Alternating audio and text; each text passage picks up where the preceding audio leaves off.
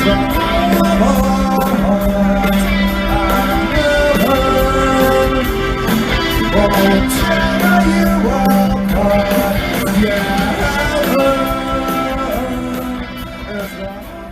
a heart and heaven. Oh, sorry, you can hear me now. Welcome to Midnight number 7. And I would like to welcome my very good friend Jace. Thank you for being here. How are you, sir? I'm pretty well, pretty good, actually. For the first I love time in a long time. your new look, man. It's very cool. Yeah, thank you. It's as we say, Trey okay. Yeah. No, I really like this this avatar, and I can also say hi. Yeah, that's really cool. I need to figure out how to do that. Nice. Really So, thanks to LDG for coming by. And the Stream Elements bot is running, but not the tip jar. So I will put in my personal tip jar. And remember to like and share the video. Yes, please like, share, and subscribe.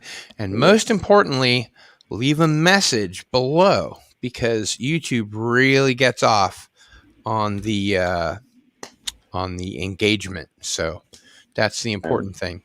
So Jason and I have decided to do a little bit of a trivia contest, just a little one. Oh, that's right. And then at the end, I will be featuring my my world famous Christopher Walken accent. But right now, I would like to introduce, ladies and gentlemen, Douglas Nelson.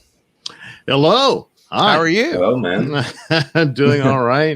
Glad to finally get a chance to join you. Yeah. It's gonna be like, hello. Catch as catch can, right? So, all right. What's the agenda? Well, Midnight to Midnight is the show where I just basically bitch about stuff that annoys me. I can't imagine what it could be. What is there to be upset about? No, there's nothing. There's really nothing to be upset about. I lost my I'm never dog. upset about anything. Never. No. Everyone knows that cardinal sin is the most, just child-friendly channel. easiest to get along with, humble fighting force. No. We are going to have a little bit of a trivia contest, Right. but it's more just for our own amusement than anything else. So, Mr. Nelson, are you ready for that? Well, sure. I'll probably fail every question, but what the hell? Hey, better to have loved and lost than never to have loved at all, man. You know what I'm saying? I understand you do a lot of impersonations yourself. Well, I try to from time to time. Yeah. Can you break one out for us? Well, of course, one of the all-time favorites is William Shatner. Oh, please. I am so honored to be here to take time from my busy schedule aboard the Starship Enterprise. That's great. That's really good. Nice. That's much better than mine. Okay, it was a good walk. The only thing I can say as William Shatner is, I'm losing command. Yeah. I can't voice act, but I can do metal voices, but I can't do that now because my roommate is sleeping. He can do the wow. I can't do that. Norwegian death metal. Oh, good God! Yeah. Well, I am Norwegian, so I have something Norwegian. So it's like the cat, being stepped on the piano sort of sound. Yeah. Just my voice is. I think it's much deeper than a cat, though. Well, yeah, we'll call it a jungle cat. Yeah, you lion, tiger. You lion, tigers, and bears. Yeah. But nice to meet you, Douglas. Can't Man. stand Oh, nice those to meet you too. Thank lion animals. Yes, Jace, Douglas, Yeah. please know each other. Introduce. Yes, be friends. So You guys are both good friends of mine and should be good friends of each other's. yeah, my name is Jace. I'm 25, and And he's a normally Scorpio, and he lives in Norway. I'm a Libra actually. Okay. Oh, okay. Oh, he's a Libra. Yeah. Well, Yeah, I'm a Libra. That explains why we get along so well, because I'm a Pisces. Yeah, And just for the record, I think astrology is complete bullshit. But, there you go. yeah. No, but So- today I'm actually pretty, in a bit better mood because yesterday I got some bad news about my father and stuff, so I wasn't like in the best mood. Oh. Oh, that Yeah. sucks. He has to go to surgery and stuff with some abdomen, and he also have to fix his legs and feet and everything because the Man. blood veins are basically closed up. Ah. And some years ago he had a heart attack, so he's not doing so well. So he gave me some news yesterday because the doctor gave him some news, and I was just like, ugh. So when does he go in? They were gonna try to do it next week or next month, I think. Are you going to have some time to spend with him before that? The problem is that I live way too far away from my dad. I live 2 hours away. I have no car. He doesn't have a car either. So the taxi fare would be quite considerable.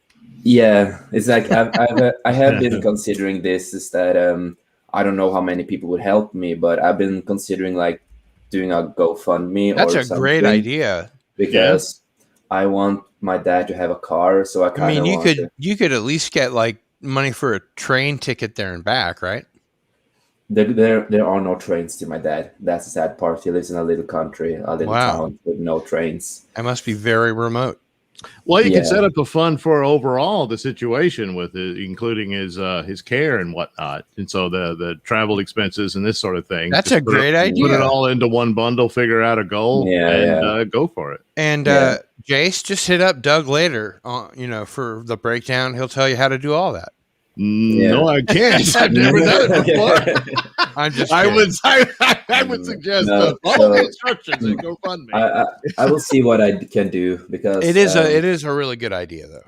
yeah, because I really want him. I really want him to get a car again because he loves to drive, and but the last car he had got got fucked up. So I remember the bass player in my first band had a Ducati motorcycle. Mm. It was like an older one that nobody could seem to fix, and he fixed it. And he was really proud of it. And I was like, I don't give a fuck about motorcycles. I don't care. And So he this was- is me every time I'm in a shitty mood.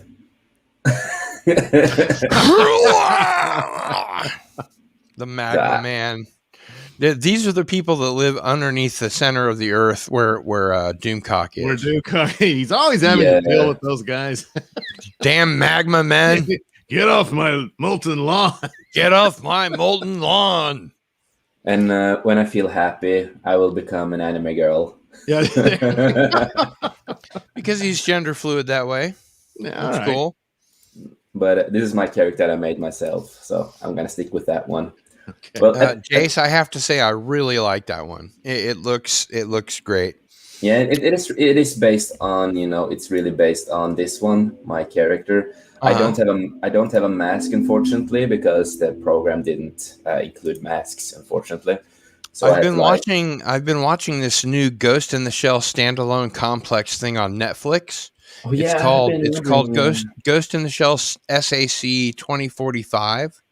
Yeah, I have been wondering And to watch that myself. the animation is horrible. It looks like it's a video game from like 10 years ago. Yeah, it is like really, really old. But it's the same animation voice style. actors and Yeah. after a while, if you're marathoning it, you kind of get through the crappy animation, Yeah. and you get into the story. I'm a Yeah. huge fan of Ghost in the Shell standalone complex, especially the TV show. You know, like the police procedural with everybody with the cyber brains and the prosthetic bodies, the full Yeah, I can prosthetic say bodies. I can say this. I don't know if you guys have heard this, but we're gonna get a Lord of the Rings anime. Yeah, I did hear I about did that. hear that. And one of the directors are Kenji Kamayama, who was on the Ghost in the Shell that you just talked about, the Netflix version. He was on Oh, that. cool. Yeah, and he's also, he was also on Blade Runner, Black Lotus, Ultraman, Right. Yeah, and that was good. 009 Re Cyborg. He was also in other Ghost in the Shell, a standalone complex, that one, and Sounds like he has a lot of experience. yeah, he also did older versions of Ghost in the Shell that I see. Yeah, that original TV series, Ghost in the Shell standalone complex, the first Yeah. season and the second Yeah, season. 2000. I just thought it was like the 2002, best 2003. television I'd ever seen, Yeah, animated he's, or no. You know, he's the actually the whole one who directed the it. Laughing Man thing. You He's the know, one who and directed it. it was great. So he's the That'll one who be. directed it. Has he done anything that's? I mean, because you're talking about Ghost in the Shell and some Blade Runner. Has he done anything outside? With Lord of the Rings is an entirely different genre. Well, yeah, that's a good point.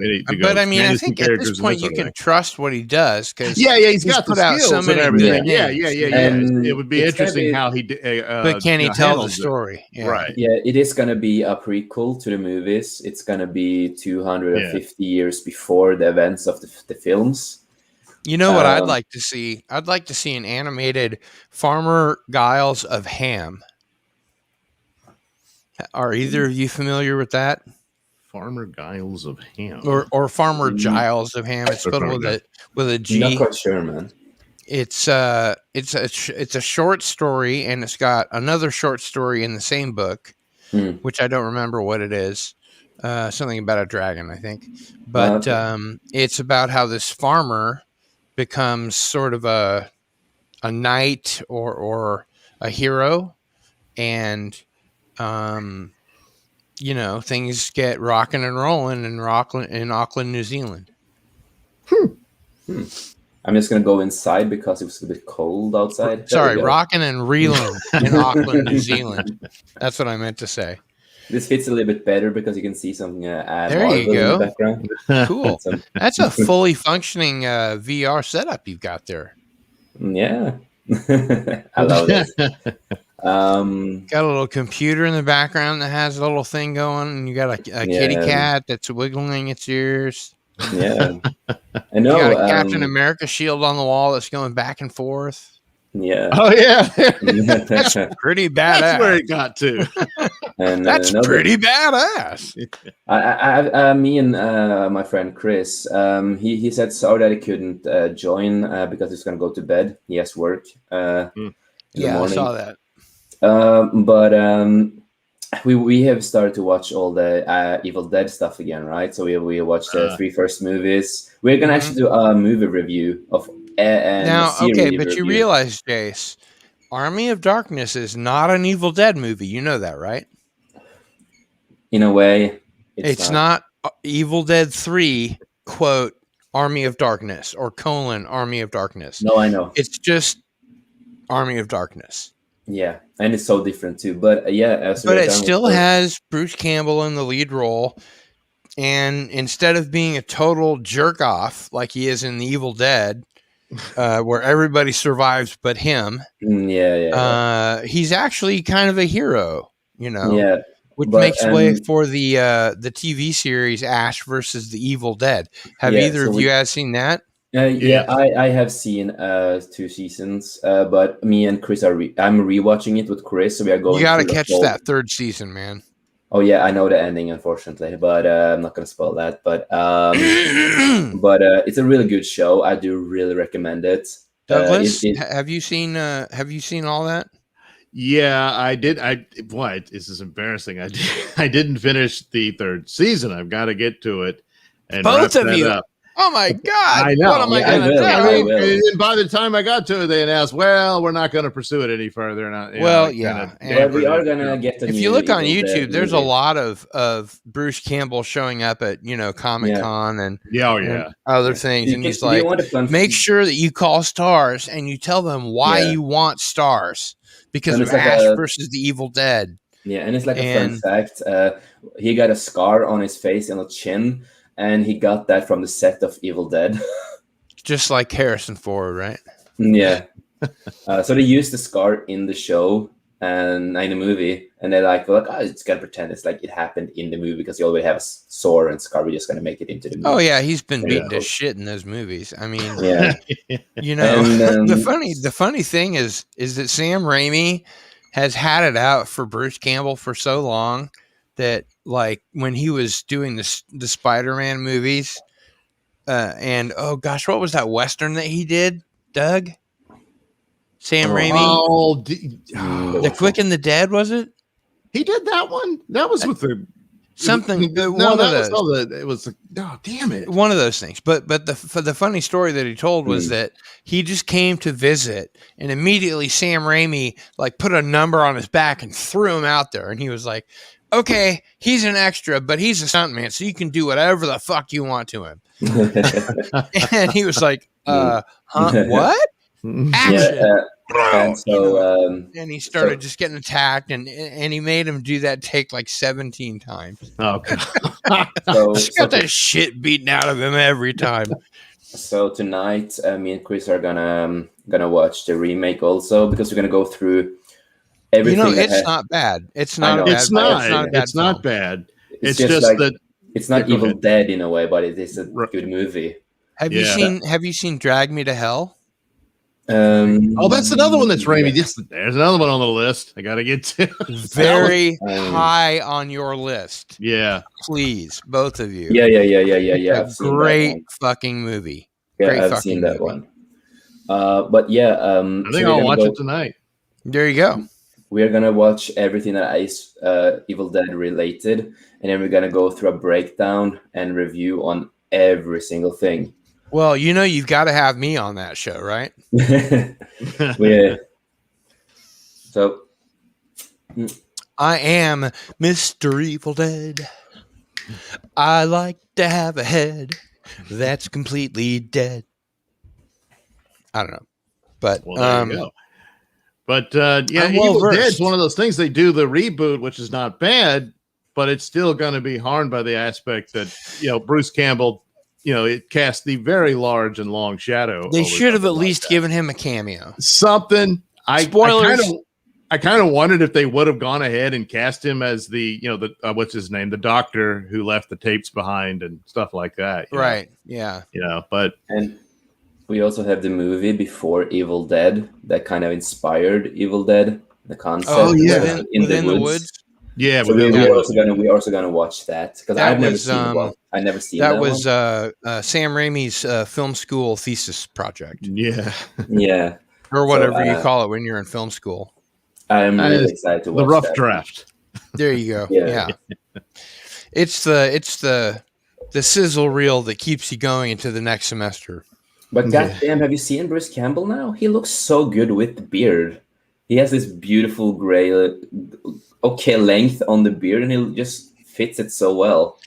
Jace, I don't know if I mentioned this to you before, but I was too young to see Evil Dead 1 in the theater, but I saw Evil Dead 2 in the theater with my band, which was called Nosferatu. We were like a vampire rock band. And Oh man, totally I miss seeing pretentious. that, dude. But we went and saw it, and the part where he turns around and he looks like the Road Warrior. He's got like the gray on his sides and everything. As soon as that happened, I just busted out laughing, and everybody in the theater just looked at me like, "What the hell are you laughing at?" So evidently they didn't get the joke. Ladies and gentlemen, Mr. Andy Masterson. Hi, guys. Greetings, Hello. sir. How is everyone tonight? How are you? Doing pretty well. You're looking. It's You're not night looking here, though. fine. Do you know It's that morning you're here. looking fine? Well, it's the whiskey. Yeah, doesn't No, hurt. it's morning Uh-oh. here. Andy and I are It's- both drinking whiskey. It's a good thing It's we're on the like- same side. I'm Irish. Almost. It is like 7:20 in Norway in the morning. Well, Oh, wow. you could have Irish whiskey, I guess, or I Irish am- coffee. Irish I'm coffee. 10% Norwegian, so Are you? Did you have the genealogy thing done? yeah. We my whole family did it. Cool. So, Well, now they have all of your genome, for free. So, Yeah, well, I figured they could probably pick it up off the Coca-Cola. Andy, do you know Doug Nelson? I've never met you, Doug, but I've been admiring your work for a long time. Oh, well, thank Andy you. Masterson, Douglas Nelson, Andy Masterson. Hi, Andy. Glad that you guys could both make it. We are going to have a bit of a trivia contest a little bit later, so get ready for that. And what topics do you bring, Andy? Who? Good question. A little unprepared. Talk about whiskey. Sorry to put you on the spot, but yeah. Well, I was just downstairs drilling new Oh, I heads. bet you would. Yes. I bet you would, lad. Oh, Just Sorry. drilling neck peg holes for heads I've just casted. And that's a little bit of a process. please show off your work again if it's nearby. I can't get enough of it. Okay, hang on one second. Okay, He makes great. Douglas, He you're makes gonna great love stuff. this. His hand sculpted heads for Are really nice. for like I really want to ask him to make one sixth action figures are fucking amazing. This is gonna blow your mind. I'm gonna try not to spend 6.5 hours on it like I did on Sunday. Did you really go that far with it? Yeah, that was a little, Yeah, he's really good. little excessive. Okay, so here's one. This is the guy that got me into collecting figures. My friend Kat, who made me realize, like, oh wow, you can be an adult and collect action figures. That's right. Okay. If you hooked up with Robert Meyer Burnett, No, not yet. you See, could make so much money, man. Well, see, Robert's got somebody who's doing his head digitally. And I'm just kind of like old school, like sculpting by hand. Right. So I'm not going to match. it's more like You've got passion, one of though, those no? little toothpick cleaning devices, right? It looks there's really good. as Yeah. Yeah. which is good. But the thing is, like, when you do it by hand, it's more passionate. It's more beautiful because Oh, absolutely. Well, Yeah, of course. it is more amazing when you do it by hand instead of 3D. yeah, printed it's and a stuff. little old school. But I dig that, I like that analog sort of, I'm going to scratch this out of this piece of clay thing. Yeah, there's a little bit more. It's just more satisfying somehow. Yeah, like when you've taken something that's nothing and just kind of like making it into like. You remember I what feel like- Michelangelo said about it?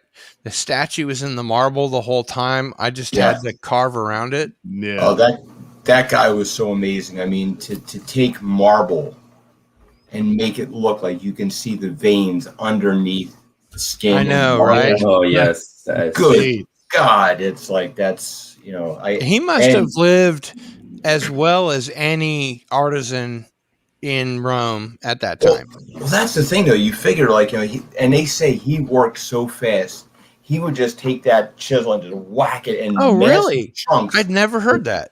Yeah, massive chunks would fall off of that stuff. So Massive quickly. chunks would fall off. I mean, you figure, like the guy, like Yeah. the forearms, this guy must have had, like holding hammers Oh, and stuff with whacking marble. Whew.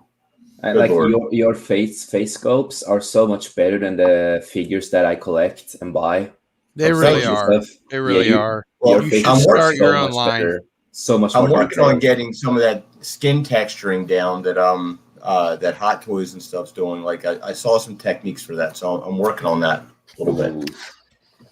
I predict, Andy, that you will go very far with your head sculpts, further even than with your martial arts.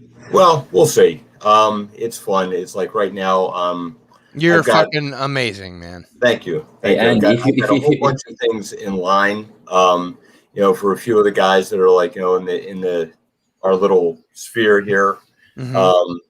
and with some sarcasm, in the packaging. So Yeah. I'm looking forward to getting some of that stuff done.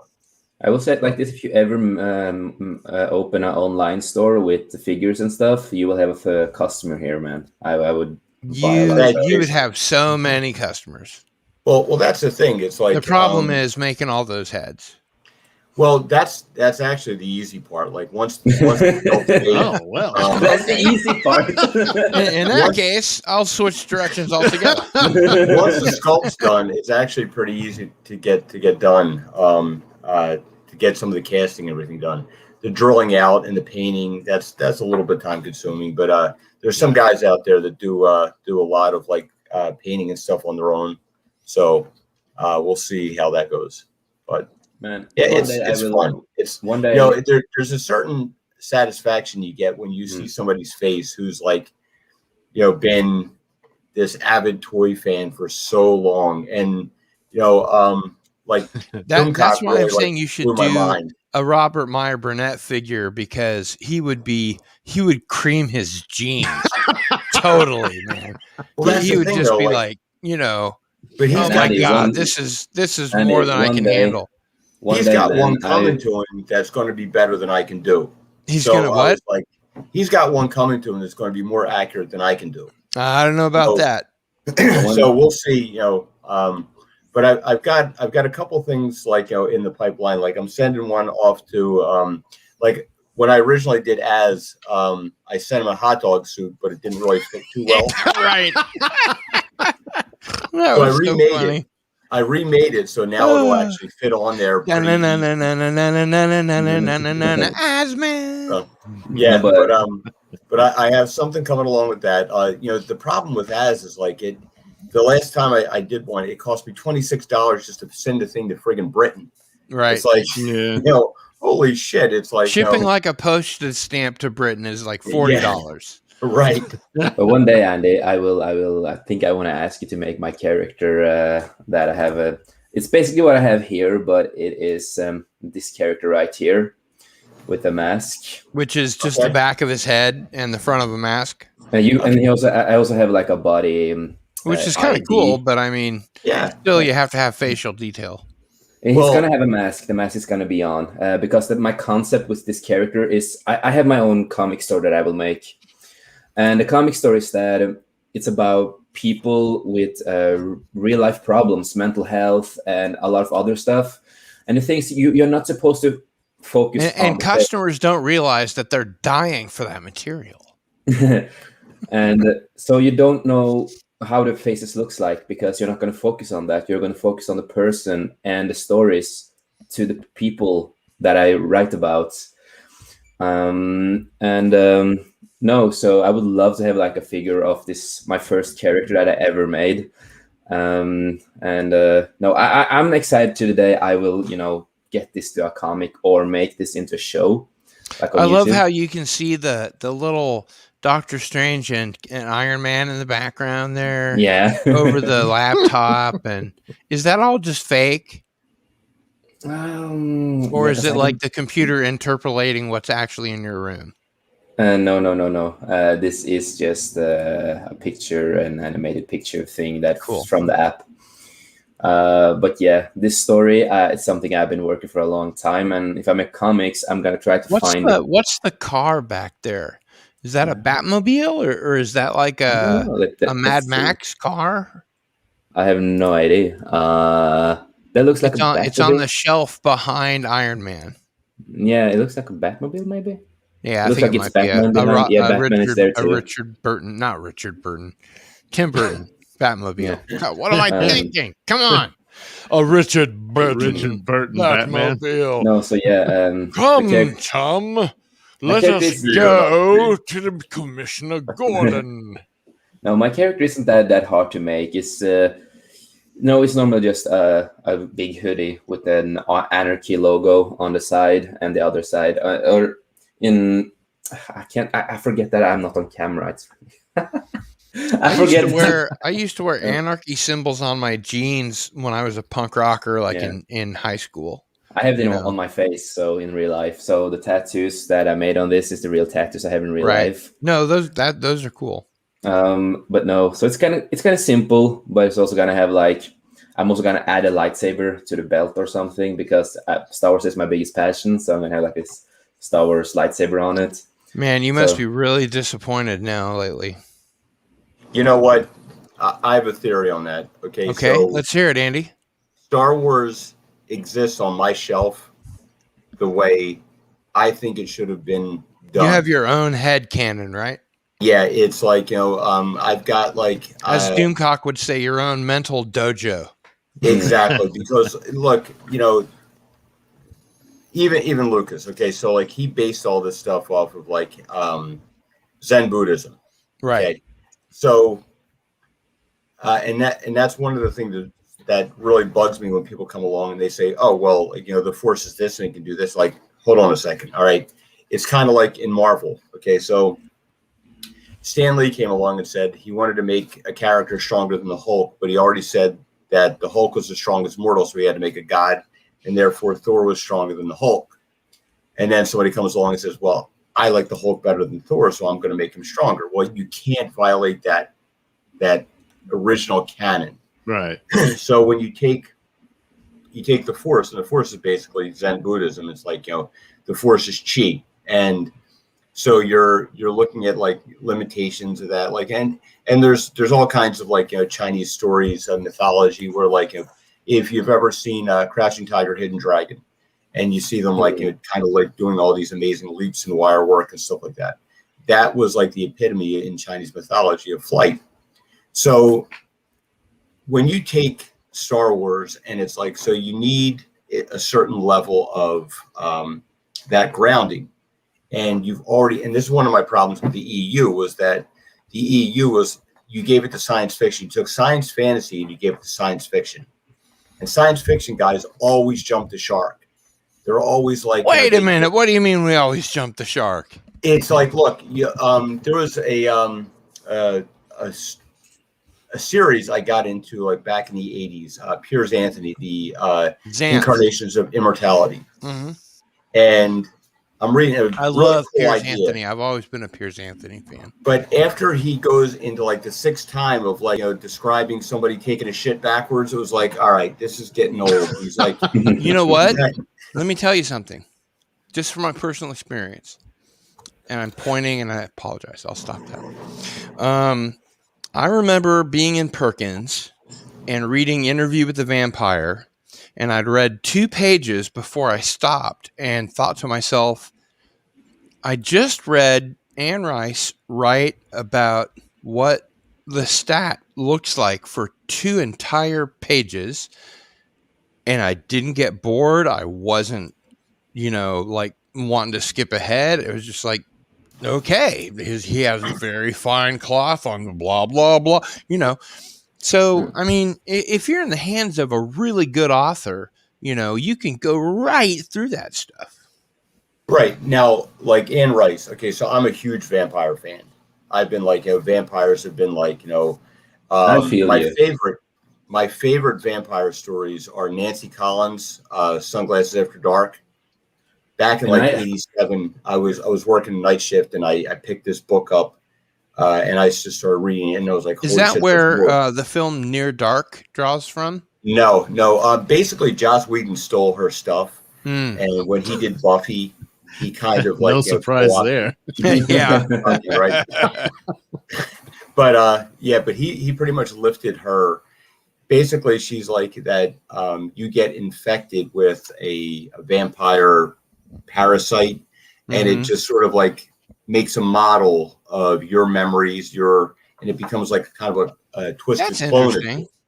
You're dead, but like, so she made this character back in it was in 1969 that she set this thing up. That now it's really clever the way it's done, so that the the person dies, but it takes a certain amount of time for that vampire or that demon to kind of take like over that.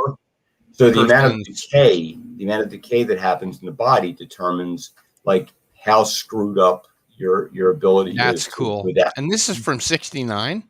Well, no, that's when she said it in. I think the book came out. Oh, like she said it 87. in 69. Okay. Right, and that's when her character starts, and it's pretty graphic. Like she's this heiress, like really rich, and she's like going to all these like it's the the 60s and hippies and stuff, and she hits this discotheque in So is this like London. a time travel thing or a flashback thing? No, it's a flashback, Okay. and but it's like so she was like 20 years behind. Like her story started 20 years behind. So anyway, like basically, her character becomes like a Dhampir, a half vampire, half human, who's Like a infected. daywalker. Yeah, like basically what Angel's story was Right. in Buffy. Like that was this character, Sonya Blue. She was this heiress, but like she had. Now this demon I know living you're inside all her. going to slaughter me for this, but I have to be open and honest. I've never seen the TV show Buffy. I've never seen Cool. Angel. I have seen the movie Buffy the Vampire Slayer, but I know that's not the same. No, the series is really good. I've only seen some episodes of Buffy. Yeah, but it's on my list I've to always watch meant the to whole thing. watch it, but It's on my list. Anyway, I watched the whole thing. go ahead. So anyway, like vampires were always my thing, and that was one of the things. Like we're hitting on these common themes now about like with Marvel and them deviating so much from the source material. Like Yeah, you can say bothered me when Francis Ford just a Coppola, little. You think? when Francis Ford Coppola made his Bram Stoker's Dracula, it should have been Francis Ford Coppola's Anne Rice's Bram Stoker's Dracula. It should have been Francis Ford Coppola's, Anne Rice's, Keanu Reeves. Dude, I'm a vampire. But God, Now- he was the weak link in that movie. well, isn't it funny though? Like you look back and like in my age, okay, so I'm looking at Tom Hanks and Bosom Buddies and Bachelor Party, Yep. and this guy turns into Tom Hanks in Yeah. Saving Private Yeah. Ryan. No, I took the And same journey. Keanu Reeves, he's like, it's like, dude, like, Keanu With Reeves Bill still Gates. looks like Keanu Reeves did Yeah. like 25 years ago. Yeah. well, the first thing I saw him in was in The River's Edge, which was like with Dennis Hopper. I mean, that was I still like, haven't seen that. oh, it's intense. It's really like, like, not that I know anything about the drug culture, but I do. it was, I know a lot about the drug culture. Same it here. was, well, I've never injected anything, so that's No, about no, it. not hard drugs. I Not haven't hard never but, drugs. done it yeah, I either. haven't. so, I haven't either. Great movie, but there's Keanu Reeves and like, and he's like dude, bro, and stuff like that. But he's Yeah. Dude, now bro. look at John Wick and stuff, Dude, and like, brah. yeah, so Bro. it's pretty impressive. I know kung fu. Yeah, That was my favorite part of the Matrix. Where he turns to Morpheus and goes, "I know kung fu." It's But like he had just imagine, like, bitten into a fortune cookie or So something. Andy, No. you're not into Twilight and that stuff. no, I can't. God forbid. My vampires have to be evil. They're like Dracula. Okay, so I have a question for you, Yeah. Andy. What about 30 Days of Night? Oh, I love that. I was- love 30 that Days of was- Night. 30 Days of Night is one of these things where after you had like Anne Rice and I guess Buffy and other aspects of it, where they began to pay. It just what- reverts to this evil. Well, they went too much to the- primal- there's always been a romantic nature to the vampire story, Yeah, especially with look at Dracula the and Frank all that. Langella Dracula. But yeah. the problem is, I think it kind of shifted too far into more soap opera than the horror aspect. the And Dan then when 30 Curtis, Days of Night, it was pure Dark horror when Shadows that and- came back. Yeah. There's Well- lots of that, I had Yeah. a girlfriend of mine that like I asked her about that because she was like, she was right there with me with the whole like us, and it doesn't. It's kind of strange that like girls would like really gravitate towards vampires and stuff like that, and she's like, They're "Duh, sexy. Yeah. penetration." Yeah. It's like the whole. That's thing what it's about- all. That's what it is. Yeah. Yeah. That's what it's all about. Well, I don't mind getting Penetration Nation. bites. but that's I the like thing. that It's like shit. now, funny story with 30 Days of Night. I'm like, I'm waiting for this movie to come out. I can't wait until 31 Days of Night. Really? Sorry. I'm waiting to go see this movie. And I'm like, okay, I figure out like, all right, here's a time slot. I can go see this thing. And I go hit the movie and they take forever to start it. And I'm watching my watch, like, because I got to go pick my kids from school. Oh, and I'm crap. like, I had to leave 10 minutes before the damn thing ended because Oh, they no. started so late. I'm like, Have you seen the last 10 minutes since? Yeah, yes, I have. Because I was going to say, could I tell you what the last 10 minutes are? Well, that was. I'm a screenwriter. I remember the last 10 minutes. No, but yeah, that's as good It all a goes modern fast. vampire film as Let Me In or any of them. Yeah. Yeah, it's like when it takes you to that other world, that's like, where it creates this whole thing about like. And you know what? This kind of brings me full circle to Ash versus the Evil Dead, because I had an idea that I wanted to send into Sam Raimi for Evil Dead 0. There's Evil Dead 2, Army of Darkness, Ash versus the Evil Dead. I've got. I wanted to write him about Evil Dead 0. And when you're in Evil Dead 1, the Bruce Campbell character comes upon the recorder that has the incantation on it, and all he has to do is hit play, and it summons the demons from within the woods, right? I've got an idea for a screenplay that I've had since 1984. Can I finish mine first? I'm sorry. Jeez, It's man. a I've had too competition. much whiskey. Who has the best script? So I had this idea that I was going to write to Sam Raimi and say, okay, so the professor gets to this, house way out in Tennessee in the sticks, and he and his wife and his daughter are there because we know that from the first film. And then he records himself reading the incantations from the Necronomicon, and that's when all hell breaks loose. And then Well, when you Robert get to Nichol. Evil Dead 1, they play it back. And then that's when all the shenanigans start. And so I was going to write Sam Raimi and say, you should do an Evil Dead 0 where we see what happened to the professor and his wife and everything. And they did it in season 3 of Ash versus the Evil Dead. And I was so vindicated. I was like, yes. So I had this idea back in '84 for this movie, and I in my mind I cast Cheech Marin in the role. Okay, it was going to be called the Second Coming. Okay, so St. Peter takes God out for a bender and like gets him drunk, and he bangs a Puerto Rican hooker. and he snorts cocaine off her ass. So he has another kid who's capable of doing all the miracles and stuff like that, but he's kind of screwed up. Because and then the came alcohol- Lucifer, the TV series. Well, no, he does kind of like The Life of Brian, where he does some good shit, but it's not quite as, it's got unintended consequences and stuff, but like, Right. That's good. That's funny. I like it. Okay, so Andy, Jace, Douglas, are you ready for the trivia contest? shoot. Okay, All right. so we're going to go to 10. First person to 10 points wins the trivia quiz. And man, let me tell you, there's some fantastic prizes in this trivia contest. So get ready, I'm getting a new car if I win. get set. Hey, as long as the prize isn't a wristwatch. Who were the two main writers on this series? Oh shit. First one to answer. Oh man. Well, I just want to say Rowan Atkinson was one of them, Yeah. but I'm not sure that he was in the entirety of it. But You I said know, I- writers I or watched the creator? series. yeah, well, he but says two writers, so I'm like, Two writers, well, okay. There Blanking are at on- least two writers. yeah. Oh man.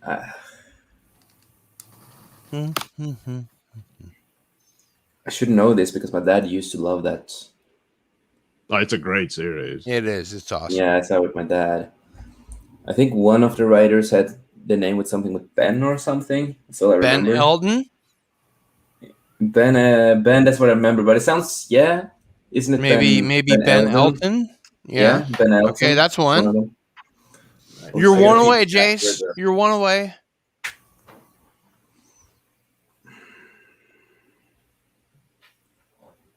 Oh man, I should know this. I should fucking know this.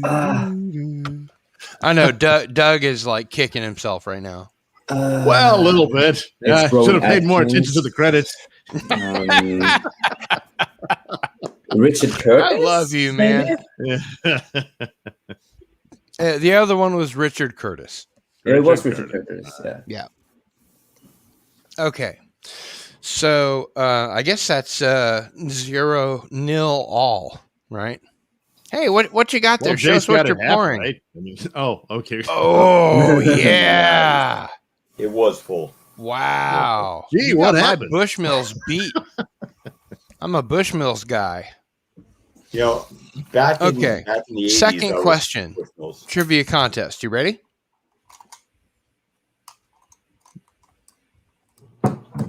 Who put out this film, What does it H.P. say? Lovecraft, The Whisperer in Darkness?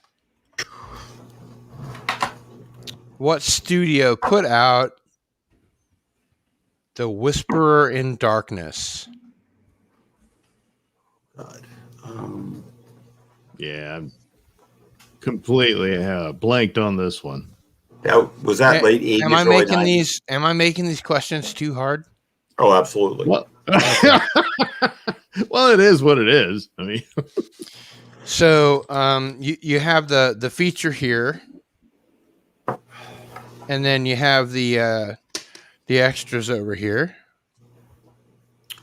and this comes to us from the H.P. Lovecraft Historical Society, and they made a Call of Cthulhu movie, but because it was written back when it was like silent films, it was a silent film. So this is their first talkie, The Whisperer in Darkness, and it's amazing. It's fucking amazing. Really, really good. Really And good I've heard stuff. of it, so that was a pretty hard one. Who are the two stars in Showdown in Little Tokyo? Brandon Lee and Dolph Lundgren. Yeah. Ding, ding, ding, ding, ding. Yeah. Jace Of course, gets a point. one, I love Brandon Lee. He was one of my favorite actors. That's Me why I love too. The Crow. The Crow's Me my too. favorite movie, and that's one of my favorite movies. I need to get that on Blu-ray. And I love Dolph Lundgren also. For fuck's Yeah, I sake, do he's too. Swedish. He's awesome. He's from my neighbor, So, the neighbor country from Norway. Jace, you have to keep track. You have 1 point. Everybody else has 0. Okay. So, who are the stars in this movie, Molly's Game? Name at least 2. And don't look it up. I saw what you're doing, Andy. I don't appreciate that. Iris Molly's Elba Game, is that one of was- them. Iris Elba is one of them. Iris Elba, right? If I don't remember Yes, wrong. yes. One of Ding, them. ding, ding, ding. You got one. Everyone says Idris Elba. They used to say Idris Elba. I don't know what's going on, but yeah. And what's his name again? Michael Cera. Michael Cera is one of them. Michael he's Cera not. is He's not one of the stars. one of the stars. Okay, but I know he was in it. He was in the movie. What the fuck is the name of the there girl it is. again? What's the name of the girl on the cover? I was trying to go full screen. I couldn't. Yeah, I'll go full screen. I'll do. Jessica I'll Scheinstein? accommodate you Scheinstein? there. We'll do full screen. Is it Jessica Scheinstein? I don't know how to pronounce the last You're name. close. You're close. Molly Chelsea? Bloom. Molly's Aaron Game. Sorkin. Jessica I've I never don't know how to seen that. You're pronounce her very name. close, Jace. You're very close. I know it's Jessica, but I can't pronounce her last name because my Norwegian and English are terrible. Jessica Chastain. Yes, Chastain, Jessica Chastain. That's how we Just- pronounce so it. Okay, because I did that's try to kind of pronounce a- it. It's kind of a no-win because nobody actually got it. But Redheads. Wow. yeah, tell me about it, man. I I married kind of one. got it. It's just that I didn't know how to pronounce her last name properly. Yeah. Yep. Okay, so let's see here. Which Academy Award winning actress takes her clothes off in this movie? Oh, the wrestler. Oh my god. Oh, Shit. damn it. That's a long time since I've seen. Who the hell was in it with him? My god. It's hard, It's not right? It's not Marissa Tomei, but there's somebody Yes, like that. Marissa Tomei. Marissa Tomei? All right. Nice. Who got nice. that? Who got that? Dude, like first, what was Is that? that Andy or well, Doug? No, That Andy was- got it. Okay, Andy. That was the All right. what? Okay. So we got. Well, Mickey Jace, Rourke was in Jace it. won. You know, Andy won. Douglas 0. Christian Yes, Slater. yes. What was that movie? With, Gleaming the Cube, I think, is what you're thinking. Of. No, she was in the movie with Christian Slater with the heart thing, where he like had the heart transplant or something like that. And I like, don't, there's, I don't think I saw that. I think that was her first topless scene was in that. Oh, Ooh. all right. Anyway, That had to be awkward with like Robert Downey Jr. like doing that scene Who with her. Like, played Spider-Man. the Doctor in this episode. oh, I have no Doctor Who. Oh, That's a real Tom old Baker. one, right? And if you had any doubt, yeah, it's Tom Baker. I have both versions. So, Doug, that was to you, right? Yeah. Okay, you guys are I know responsible for keeping track of your own points because I I'm so can't- bad. I can't Doctor do Who. that. I'm so I'm bad. at currently Doctor Who. working on a Jodie Whittaker sculpt for. Oh Doctor my Who God! Oh, with her wow. mouth open. Well, there Like- you go. like- With the Spare mouth me? open. Like, Oh. spare me! I'm so sure. She's gonna be like, yeah, that's it. Okay, what is the tagline for this movie? Oh, damn it. Let's see here. Poltergeist. They're here, isn't it? Guys. Yes, Yeah, correct. yeah. Ding, ding, ding, ding, ding, ding. We Dude, got that was the Douglas. scariest. That was the scariest movie outside of The Exorcist back then. Yeah, I know. When I was They seeing had all that. it, I have to Spielberg say something. blue. the you guy know? tore his face off. I have never understood why people got scared of horror movies and movies like that. I've never gotten it because I have never been scared or anything when I watch movies like this since I was a kid. I saw that Yeah. movie in the theater when my best friend's parents took us to see it, and I was scared out of my mind. I loved it. How is it to be scared of horror stuff and stuff? How is it? Because I've never been. It's wonderful because it's just like a roller coaster. You know that you're totally safe, but you're pulling all these G's, and you're like, your body is telling you, "I'm about to die." You know, it's very. Well, similar. some of the films, it's 'Cause I like love when I horror, was but younger, it wouldn't be scary so much to me at the time I'm watching it. right. But afterwards, when you try to go to bed and every When you little think sound about you it, hear, you're like, yeah, "Oh you my know, God!" I never That's was what it like does. that.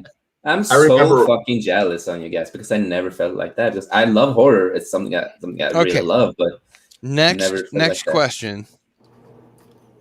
what is that? I can't. What is the title of this film? I can't quite see what it is. Can you put it to the screen? Was that the What Dreams May Come or the? No. No. It's like a 1984 kind of thing, or You've had enough time. probably had enough whiskey too. Probably enough whiskey. Yes. Too much glitter. Okay, there we go. Yes. I don't know. I'm just not recognizing the artwork there.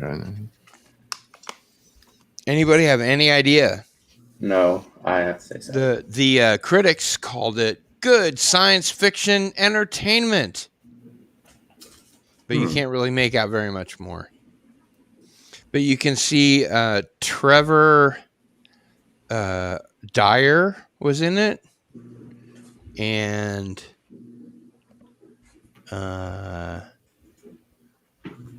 I think Roy Thinnis is in it. Oh, really? No, maybe not. Oh, yeah, Maybe I'm thinking of a okay. different movie. But so yeah, we're looking for the title of this movie. Ghostbusters. Next guess. You guys are gonna kill yourselves when I Shape when of I things? No, withdraw not shape. my hands. I should actually even cover this up. It's too much of a hint. Even the colon. Dude, I don't know. I'm gonna pass it along to two other JC, guys. you may not have seen this, but if No, I Doug might have and heard of Andy it. haven't seen this, I'd be really disappointed. I might have heard of it. But Brave New World. We built a supercomputer with a mind of its own, and now we must fight it for the world. Come on, guys. You know what this is.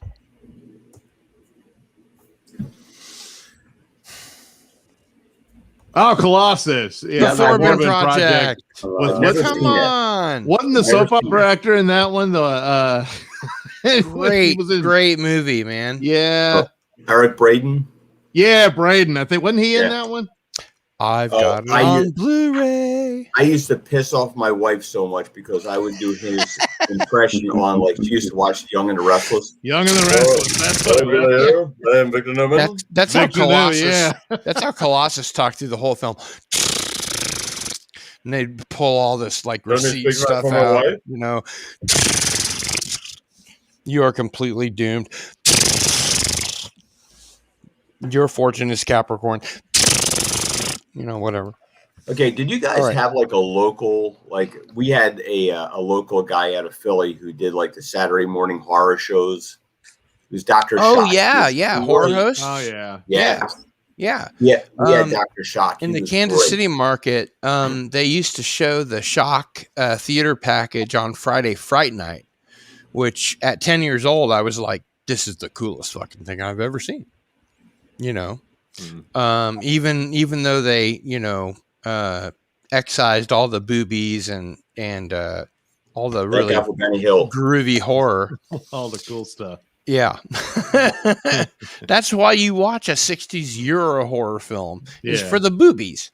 You know, that's something that these kids will never understand, like the younger kids, about, like, you know, tuning into those channels that were like the cable things, and you would sit there watching all those squiggly lines to see if, like, you could see a flash. They'll be like, why did you have scrambled cable?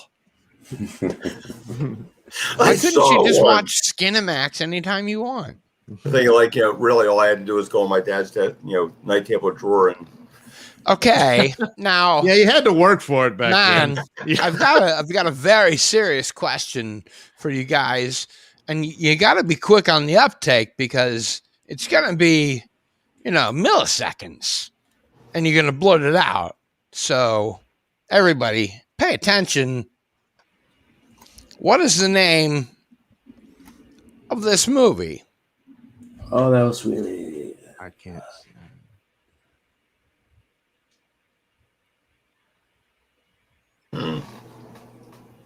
Christopher Walken. The Dead Zone? Yeah, Dead Zone? No, it's not the fucking Dead Zone. It's way after the Dead Zone. Oh. I saw this movie in the theater. What are they? Is this the one where he's the angel? The Prophecy. The Prophecy. Yes. Yeah. Who said that? Well, Andy got it. Andy? Well, Doug got it, but like he. Yeah, I was too slow. All right. Okay. How many points do you have, Andy? The part about that movie is when they were sitting on the chair, like on the back. Yeah, I know. That was a creepy fucking. I mean, you know, he's creepy the way he is, anyway. You know. But in the first scene of the movie, when Hell rejects him and he like pours into the asphalt of the parking lot, you know, that's just like, oh my God. Now that was so scary. Now, what was like now in Constantine with Keanu Reeves when like the dude that does the Satan thing and he's got the whole like his feet are kind of like got that tar whole effect and stuff. That was incredible. Yeah, but That was then he rough. also, I don't know if it's in the deleted scenes or it's if in the regular movie. I think it's in the regular movie. He leaves the Hellfire Club having just nailed a succubus with a tail. Really, Yeah, really. I think so. In Constantine, or Yes. yeah, Yeah. Keanu Reeves it's been like, a while. like goes to like the Hellfire Club to see like what he can get on whatever it is he's looking for. Yeah, I got to And say, I then- really liked Matt Ryan in that role. He did a great job. And when There that we go. first season, like, Did you know it- that Sheila Buff was in that? well, no, I mean in the I series. mean the that they TV did, series that Matt. Oh, Ryan did, yeah. No, yes. if I mean, Yeah, honestly, he's yeah, much yeah. closer to the actual character. The Yeah, only Correct. thing we He need does Yeah. now, good writing with that. I didn't too. like the pacing of the TV series as No. much as the films, Yeah, but yeah, but if they'd had someone who knew what they were doing and handled it, I think he would have Exactly. certainly he would have pulled it off. So okay. it's not on Next him. trivia question: who co-stars with Christopher Walken in The Prophecy 2? Lou Diamond Phillips. Incorrect. Oh, okay. Yeah, man, I can't. I haven't remember. seen those movies, so I can't say. Come on, man. I can't I think remember Eric much about the Stoltz was in second. You're one. gonna kick yourself if you don't remember this. Eric Stoltz was in one of them. He was in the first one. We're- Yeah, the 1st we're- one's the one I. we're past that familiar now. with. We're yeah. past yeah, it's moved on. I'm so sad that we don't have a bathtub here because that's the only thing we need now when I'm a girl. No, yeah, yeah. Jennifer Beals. Oh, Yeah. wow. Jennifer Bills. If you haven't seen The Prophecy 2, you must get it right away. Did you ever see What's the score? the Frankenstein movie with her and Sting? Was With it Sting? Sting. Jennifer Bills and Sting was in it? I think it was like they did some kind of Frankenstein movie. Like I think Andy Warhol directed it. Like the Bride. She was in The Bride. Hmm. Forget who. I don't remember that. I'll have Yeah. to see that. Have to look it up. Yeah, there's some Okay. weird Frankenstein movies that were. Now this one's Yeah. easy. This one's easy. Let me make myself big just so that you guys can see it. Okay, so what happens to the Christopher Walken character in Prophecy 3 that's different from the first two movies? Well, didn't see that one, so Well, that's your problem, not mine. yeah, I know. I think I have to go. I have to get to see them. I always want to watch them. You know, those goddamn talking monkeys.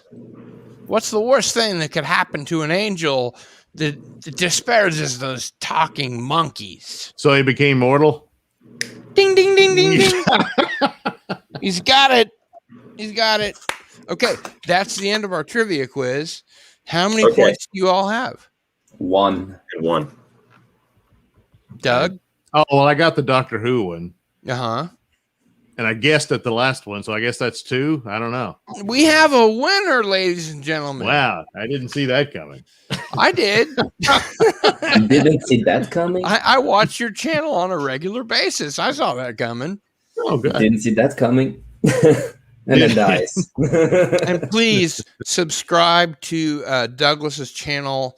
I believe it is Mr. Nail Sin. Is that correct? Yeah, I you can can't. find I'm it the I'm already Nelson rating.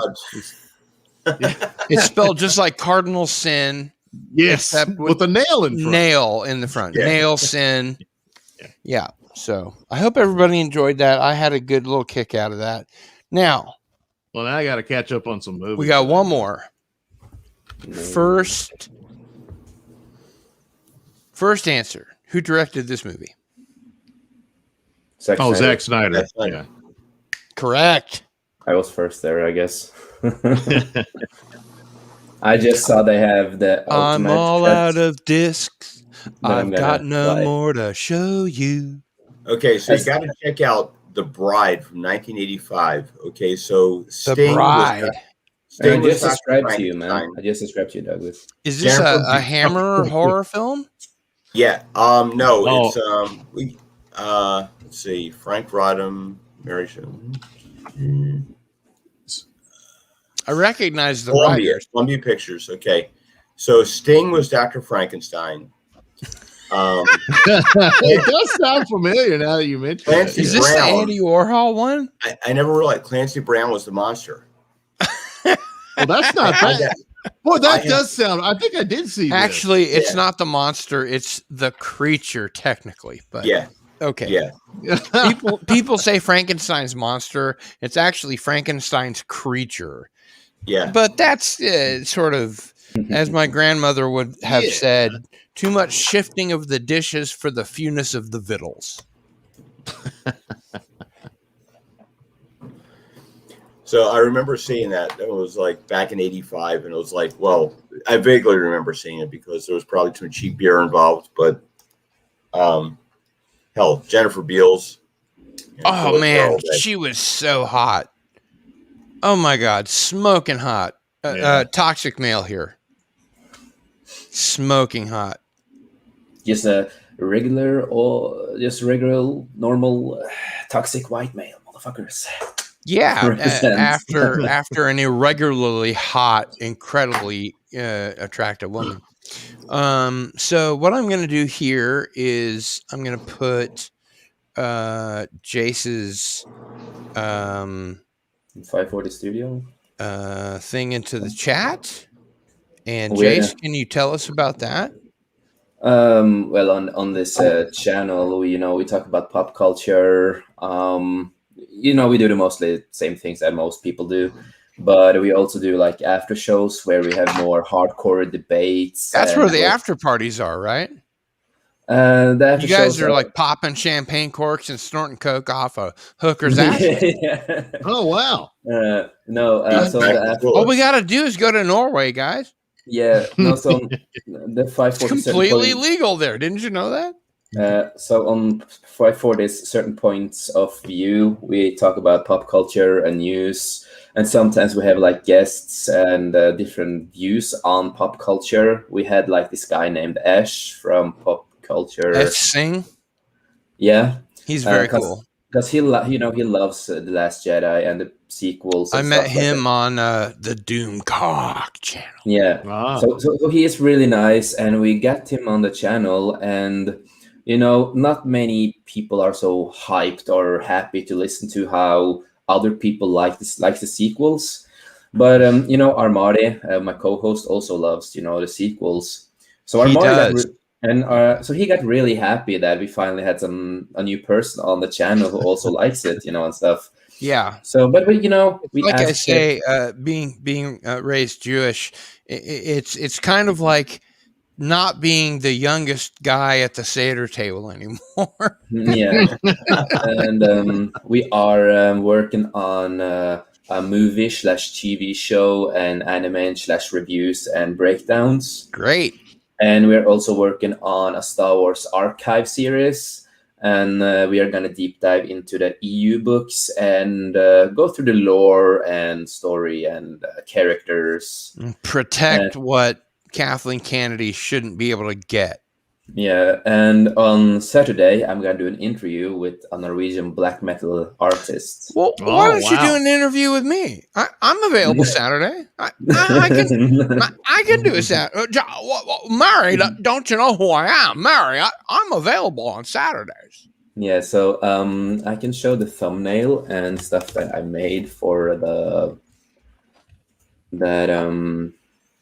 I did change. I did change the Every time I do a Jimmy Stewart, it inevitably turns into a Bill Clinton, and Hillary and I would really appreciate the American people's support. So now I'm sharing the screen with the There we thumbnail go. and everything. Oh, I'll grab that. There we go. So Yes. that's the interview. Memnon. This is- Yeah. yeah. You want to so I talk? know- You want to talk Norwegian black death metal? Yeah, This we're is going the to talk guy. about. We are going to talk about the inspiration, the origin of him, and I know him from before, so I know some things. Yeah, you were already, friends with him already, right? Yeah. And so we're going to talk a lot about stuff like that. And we're also going to talk about martial arts because he's also a martial artist. And he's been trained under Ted Wong, Bruce Lee's student. And Hail to Red Walrus TM hail to you, NC52. man. And Hail to the Don the John Dalton machine. That was a good Jimmy Stewart. Still trying to figure out what this live was about. Well, just gotta hang with us, I guess. Yeah. So yeah. This guy, he trained with Ted Wong, and his best friend was Stefan Nikander from Sweden, who was a personal friend with Ted Wong and Bruce Lee's family and stuff. So Wow. he has a lot to talk about when it comes to martial arts and Ted Wong, Bruce Lee. It should be a really cool interview, man. Yeah. So we're just gonna talk about a lot of stuff like that. And or as Sammy Davis Jr. would say, it should be a really groovy interview, man. Yeah, No. so this is our new show. And I mean that, Catch. And I mean that, Cat. So yeah, this is our new show that we're gonna do more often. We're gonna try to get more different interviews with different topics, different. Can I suggest this? Memnock and me. You really want to meet him, don't you? Dude, Memnock and me. Actually, I used to run back in oh God, I don't. This is gonna embarrass me and make me feel weird. Back in the 90s, I used to run a Vampire the Masquerade campaign that took place in Toronto 2020, and it was all about the vampires that were living there. I don't know how familiar you guys are with Vampire the Masquerade, but you've got all these different tribes of vampires. The Nosferatu, who are like these really sewer, dirty, underground vampires, and the Ventru, who are the blue bloods, like Dracula was, and everything in between. And I spent like between 4 and 6 hours a week writing that campaign, and we'd end up playing between 2 and 3 hours of it. So I was putting out a lot more than they were getting out of it. Yeah, and listen, I have to say, man, I like this show that you're doing now, man. It's nice to have more chill stream. Don't worry so much about everything out in the world, and try to have more fun and just. I agree. Because we need that. We need more positivity. We need more, just friendly talks and. Hail, Melissa Lord. And so much. Good to see you here. Because we are so wrapped up in the whole pop culture all the time, and I know, right? So we need this lift, get that off our chest, and just not focus on it, and just talk about the things that makes us happy and positive vibes. This is really weird for me because I'm such a huge fan of Ghost in the Shell standalone complex. I've been watching that fucking Netflix miniseries 2045, and yeah. Jace, your character is like right out of that. Yeah, they are going more for that VTuber style, as I call it. It's like you're half Major Motoko Musanagi and half Bleach or Dead Leaves or something. What I do like that it actually follows the hair, it moves. I kind of like that. It's incredible. I think it's And this is a fun thing. This is just my normal camera. I don't use anything special. It's just my camera from the PC. And so I like that they have. I'd like to answer Melissa Lord's question. Can I super chat you, Cardinal Sin? Okay, so I'm gonna give you the answer. We need to get you monetized one day, man, so we can send super chats, man.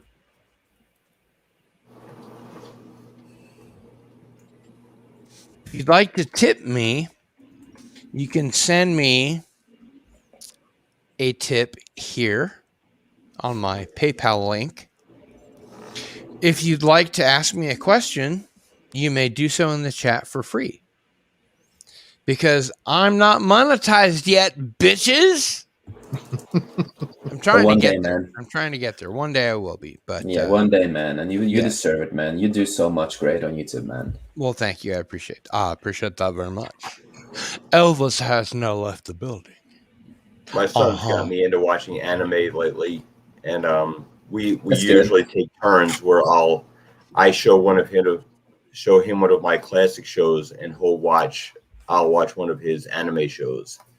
And he usually goes. He doesn't go for the typical battle anime. He goes for like these like deep emotional kind of things. Oh like, yeah, same. Weathering Same with all You the time. and like Your Name and stuff. And Oh, I'm Your like, Name. Dude, I have to say something. That's one of my favorite movies of all time of anime. I cry every fucking time. And the sequel is so fucking beautiful too. They have like a sequel, Weathering with You, and it's so beautiful. And they still have the same singers, same artists, and it's so great. But and just for the record, I agree with Melissa Lord that I should have been monetized Yes, you long Yeah. ago. But So Andy, I have please some sad share news. the link. Just share it Yeah. out. But I have some sad news about But Your as Name. you were, yes. J.J. Abrams is gonna ruin that movie. He's gonna do a American live action remake, and I've already seen some of the plot that I talked about. Of the anime and- movie? Yeah, they're gonna make a live action American version with with J.J. Abrams. Yeah, J.J. I feel so Abrams sorry would be- for you.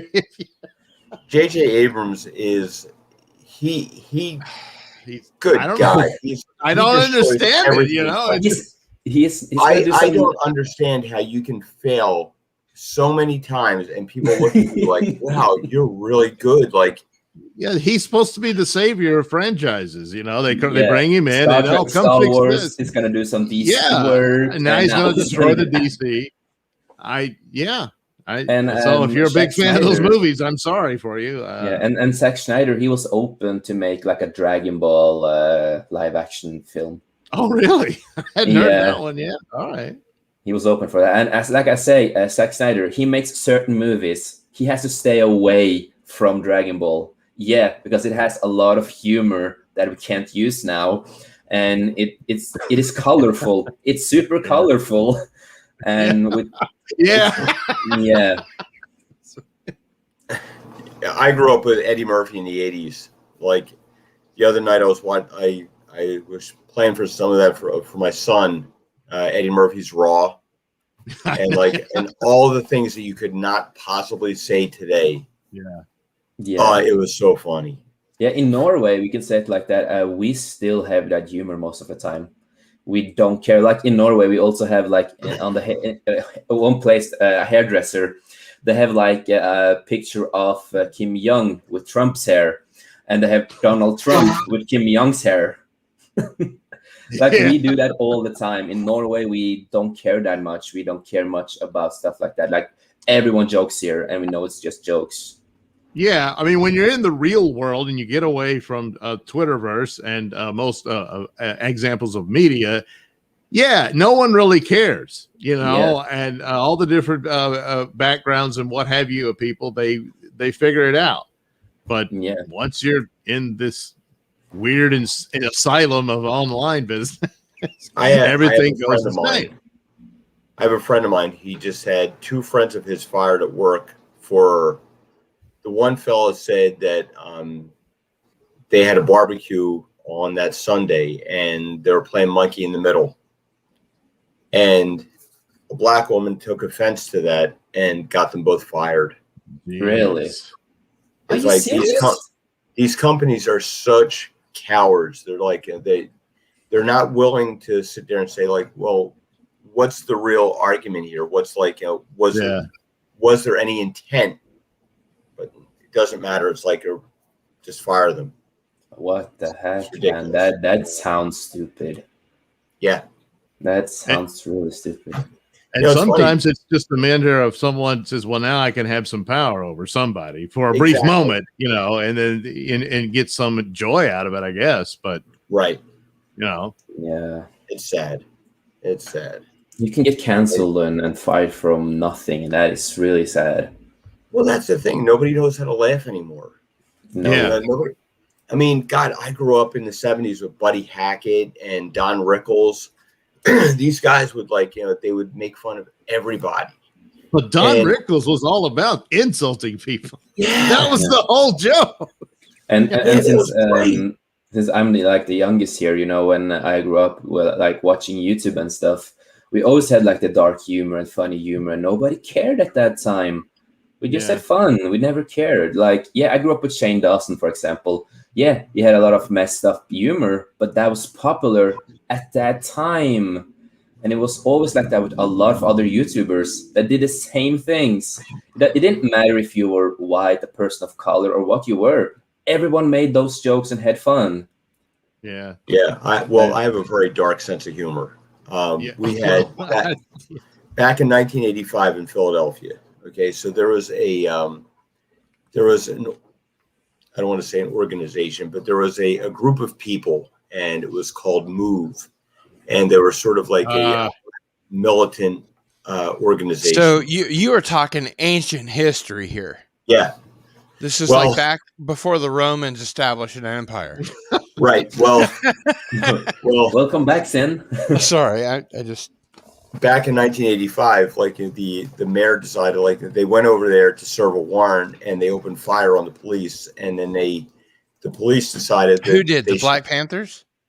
It was this organization called Move, which was sort of like a black militant organization, and they basically, it was a back to nature thing in Philadelphia, where back to nature with guns. Yeah. So if you had to relieve yourself in the middle of the street, I can tell Douglas is laughing at that. So long story short, I went to a Halloween party that year as a Move member. Oh, no. Oh, you were an undercover Move member? Well, this Irish boy. Yeah. He had to find time to get his Irish accent back. So let's put it this way: I'll never run for political office. I will never forget that time of my life. Well, again. somehow you survived. Somehow you survived, lad. I'm at this party, and my brother walks up to me and like, "Hey, how you doing?" He comes up to me 10 minutes later, like, "Yo, I had no idea that was you." That's great. Let's see. Let's make sure to say hello to everybody since I've been gone. Melissa Lord says, I can't click that link. I'm so old school reading and typing. LOL. Mr. Darius Munchausen is here, ladies and gentlemen. And he says, good evening, Jace, Andy Masterson, and Douglas Nelson. Hey, Adega Outlaw. I guess Adega Outlaw is in the chat. Oh, you can see that. Hello, Melissa Lord. Scott Jennings of Dick's Division. Hail all. Darius Munchausen with more of his Dick's Division stuff. Melissa Lord Cardinalson sent, I miss Sam Kinison, George Carlin, Andrew Dice Clay in his prime, etc. Even Kevin Hart now ain't woke. You know, good stuff. And, she sent me a tip. Well, thank you very much, Melissa Lord. I will put it to good use, like not having to choose between food and meds. That's great. Thank you. I appreciate that.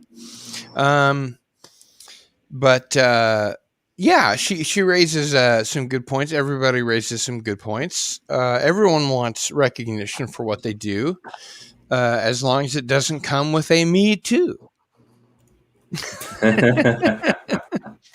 I don't know how much of that is Kevin Hart, and I've heard multiple allegations, against multiple people, but I tend to sort of blow it off, and let me say up front that I'm a feminist. I'm an equalist.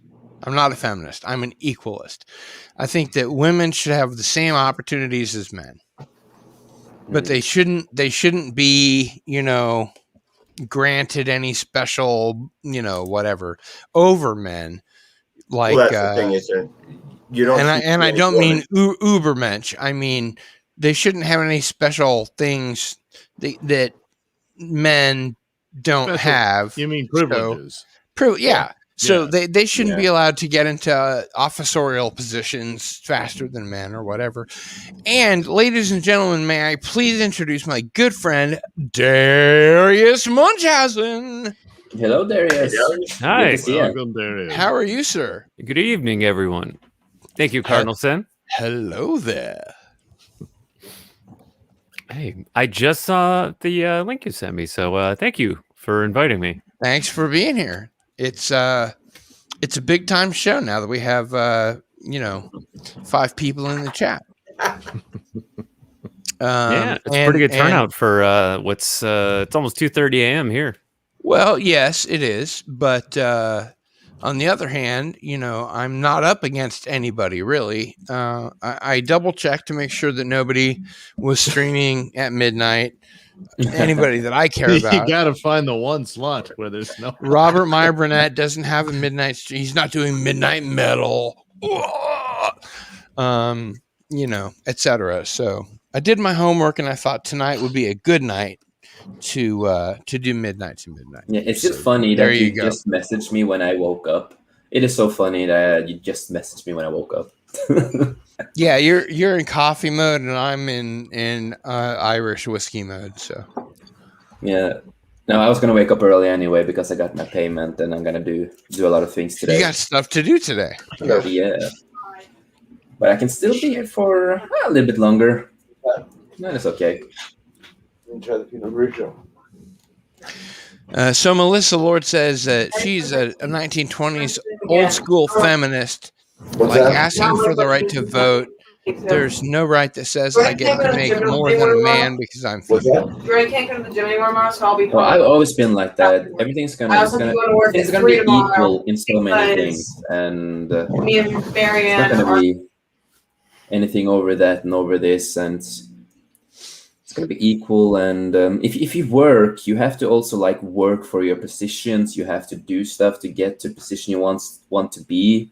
It doesn't matter if you're female or male.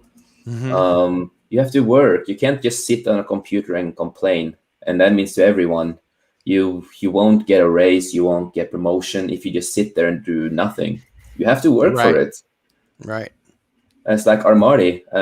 I make him work for getting, in my company. I didn't give him the role as the boss to the gaming channel, Kingdom of Five, but he fought for it. Which I subscribed to just the other day. Ah, cool. Thanks, man. But you have to work for it. You have to show that you really want to do this. You do. And he did. And like I say, I always mock him for being so bad at looking at the chat and stuff like that. But he's working on it. Even though I mock him a little bit because that's how our friendship are. It'll take him a little while, but he'll get there. Yeah, because the more you mock him and make fun of him, the faster he'll get there. Yeah, it is. Doug, can you back me up on this? Yes, that is true. It is quite the incentive. The more you mock him, the faster he'll get into line. Yeah, and in my company, I treat everyone equal, and everyone has to show that they want the positions they want to have, and show that they really want to do this. And Melissa Lord reminds us, I got my job because I'm good, not because I have female sex organs. Right on. That's right on, girl. That's right on. Congratulations, Melissa Lord. And Darius Munchausen says to Scott Jennings of Dick's Division, my name is hard enough for people on phones as it is, so I only add Dick's Division when there is a show on, as there is currently. So what is Dick's Division anyway? Is that like a I know? You're asking me? I know? We've been doing it for I don't know, a few weeks, and but just this week we've been getting a lot of questions about that. I bet. It's I'm thinking it's just like a Midnight's Edge kind of thing where everybody's sort of like a Midnight's Edge guy. Kind of, but for comics. Yeah, but I'm kind of a Midnight's Edge guy. I'm just not in Midnight's Edge. So yeah, it's sort of a meme or a running joke that came from Comics Division's shows. Okay. And actually, Comics Division has showed up a couple of times on Cardinalson and Friends. It's just on Sundays, everybody's super busy. Everybody's got like 17 shows to stream. And he's been very much the gentleman, and told me, continue sending me, the links. Eventually I'll make it back. And he's a wonderful YouTuber and a great guest. And I'll, as long as it doesn't bother him, I will continue to send him the link, because I think that the chat is all the better for it. Yeah, if I could get Mahler and Rags on the chat, I would. I already send Doomcock and Gary from Nerdrotic the link every week. and they're always like, "Oh, dude, I'm so sorry, I can't do it." Yeah. So But it's always no fun to, like, harm, no use- foul. It's always fun to like use memes that comes from streams and like make them a thing and just have fun with it. Right. It becomes like lore. Yeah, it becomes like my co-host Armarty. We call him the woke one because he is the wokest in my company.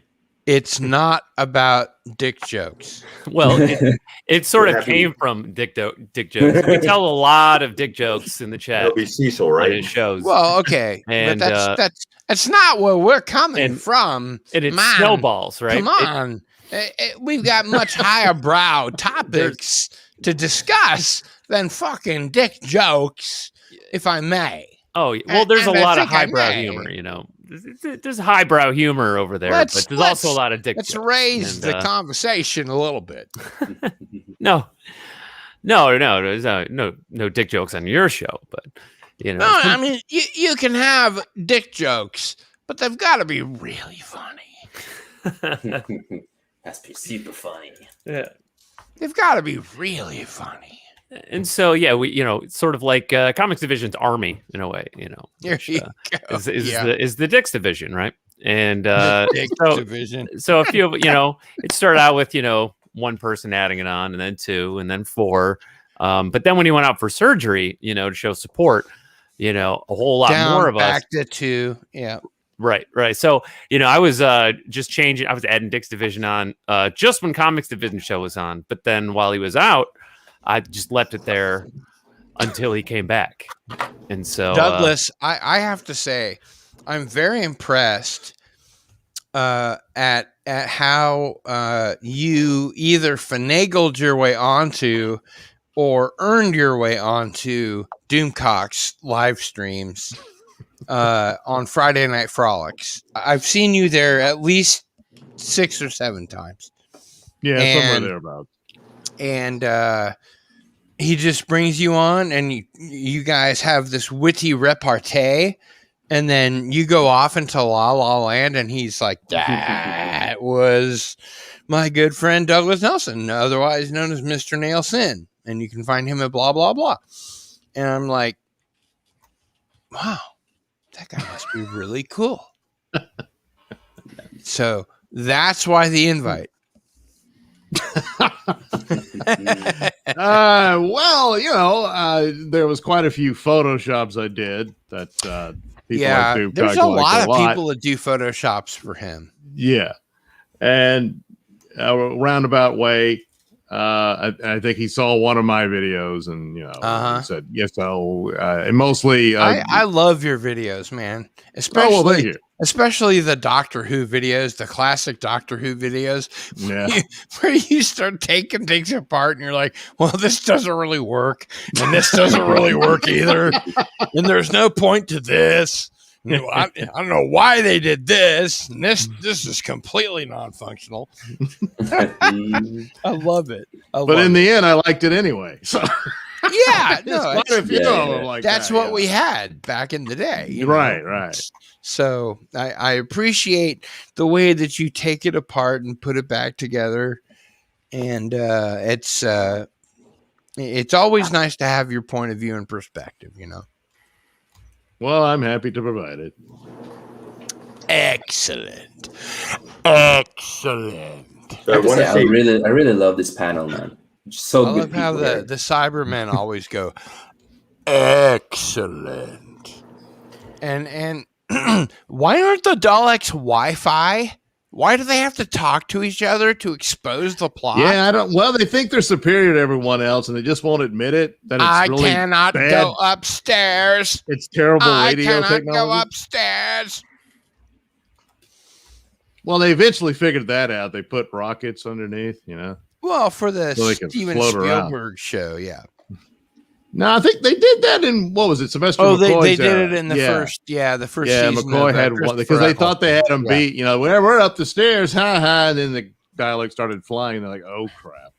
Okay, so Melissa Lord asks, Cardinal Sin, what are your thoughts on the new MOTU trailer? I just hate that it's going to be a bait and switch. I want to see He-Man beat Skeletor and they could have maybe got Langella to come back. I hadn't thought about that. What I have a I'm going to feeling- say is they should have got Frank Langella to come back and voice Skeletor, but not had him act in the suit, because the first time Frank Langella really buffed out. He got, he's a method actor. He got extremely buff to play Skeletor, and they didn't really use it. He never took his shirt off or anything. He was Skeletor. He's a skeleton. I mean, what do you want? Come on, seriously.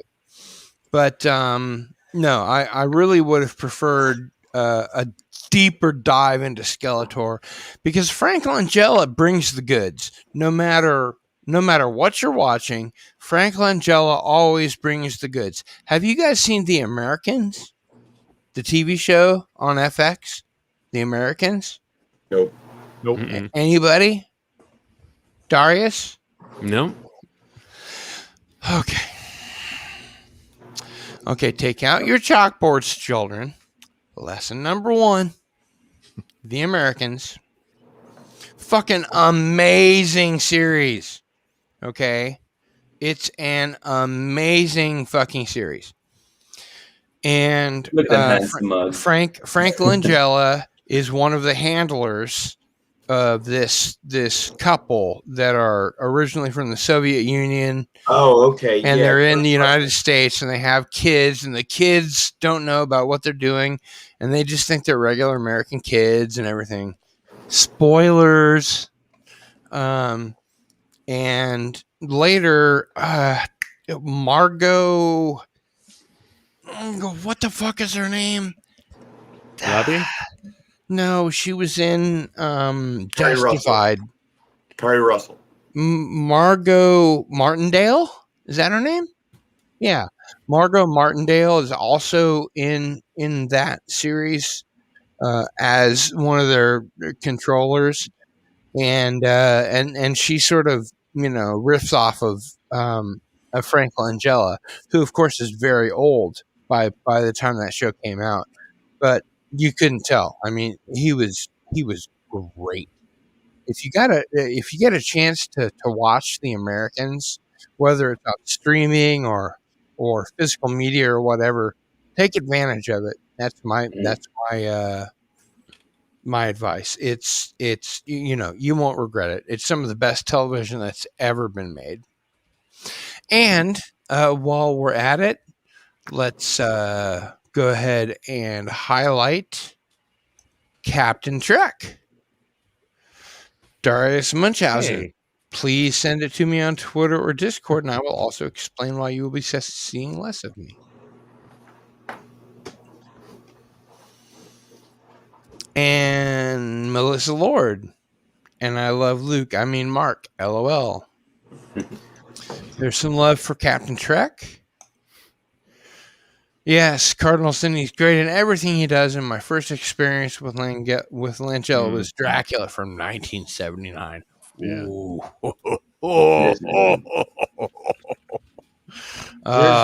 If only he'd done a second one where he dealt with the brides of Dracula, that would be great.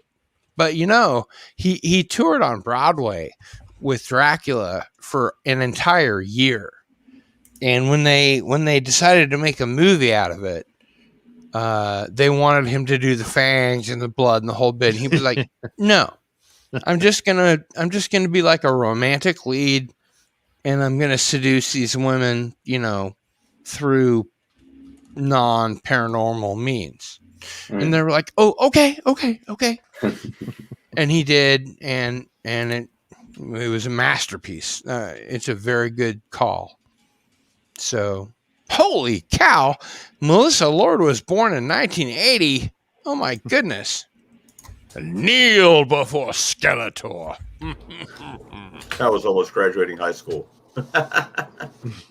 Yeah, actually, I graduated high school 3 years before that. But hey, it doesn't matter.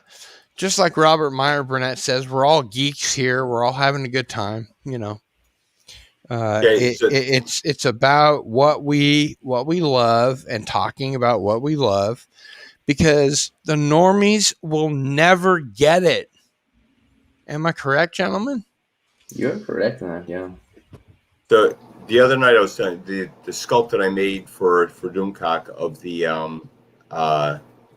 prisoner. Oh yeah. Oh my god! Oh, that looks great. Man. Oh my Nice. god! I knew immediately who that was. It's Patrick McGowan. Okay, Boy, he's so- gonna like that one. so here's the one that's sitting in Doomcock's PO box right now. And who's that? You got to see him with glasses. Is that Nerdrotic? Nope, that's J.J. Abrams. At Alex least Kurtzman, it'll Alex give Kurtzman. him something Okay. to Nice. Alex crush Alex under his Kurtzman. under his fist.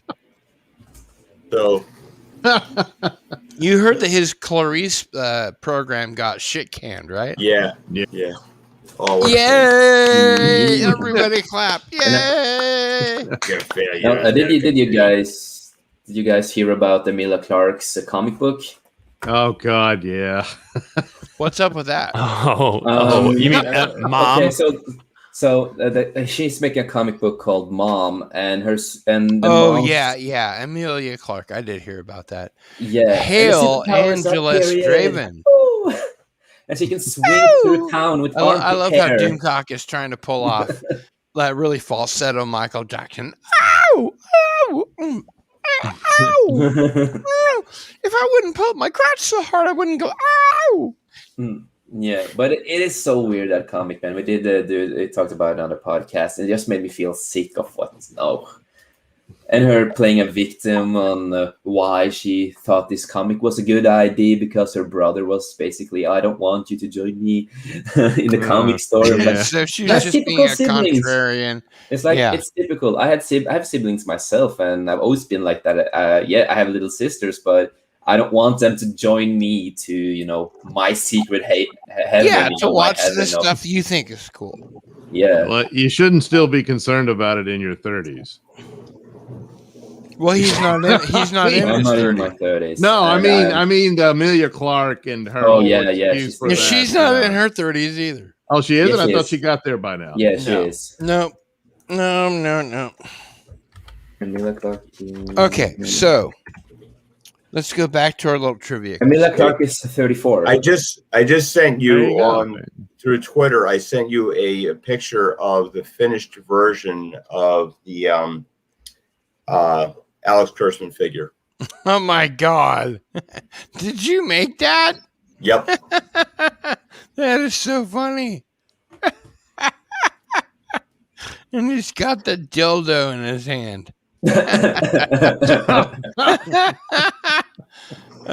Please feel free to share that in the chat. That is too funny not to share in the chat.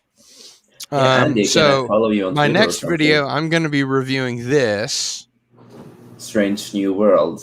Strange New World with John Saxon, which is an old Gene Roddenberry plot that they did 3 times and never got it on the air. So there you have it.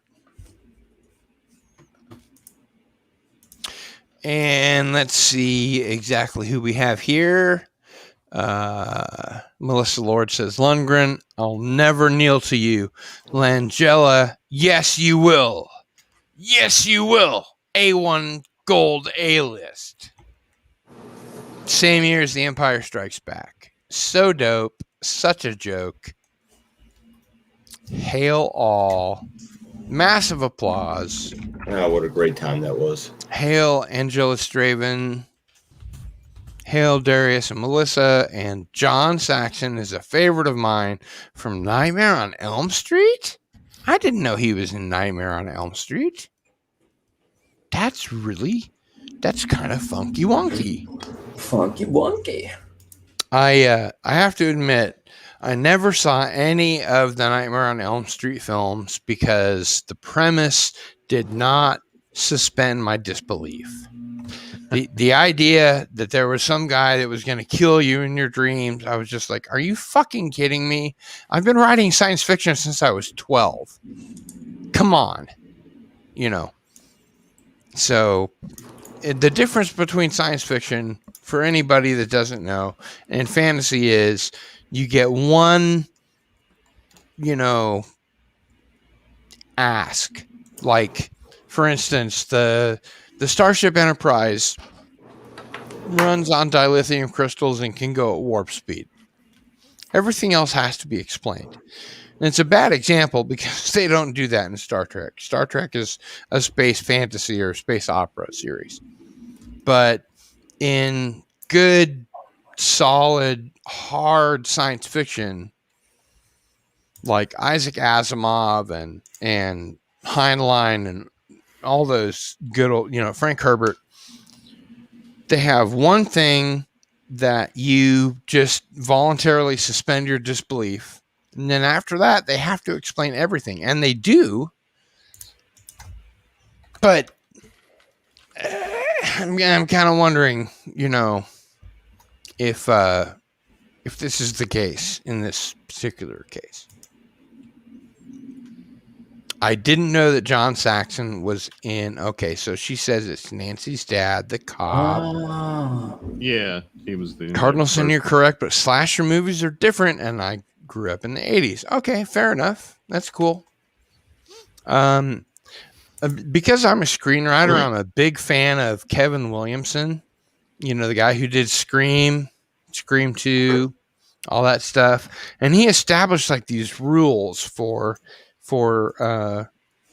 scream queens and slasher flicks.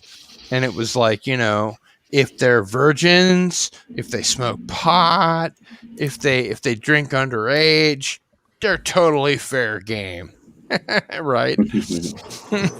And it's always the one that's like, always, stood back from the rest, and they're still friends with everybody, but they don't get involved in their hedonism or whatever. She's the one that survives every movie. It gets kind of old, but that's the way it works.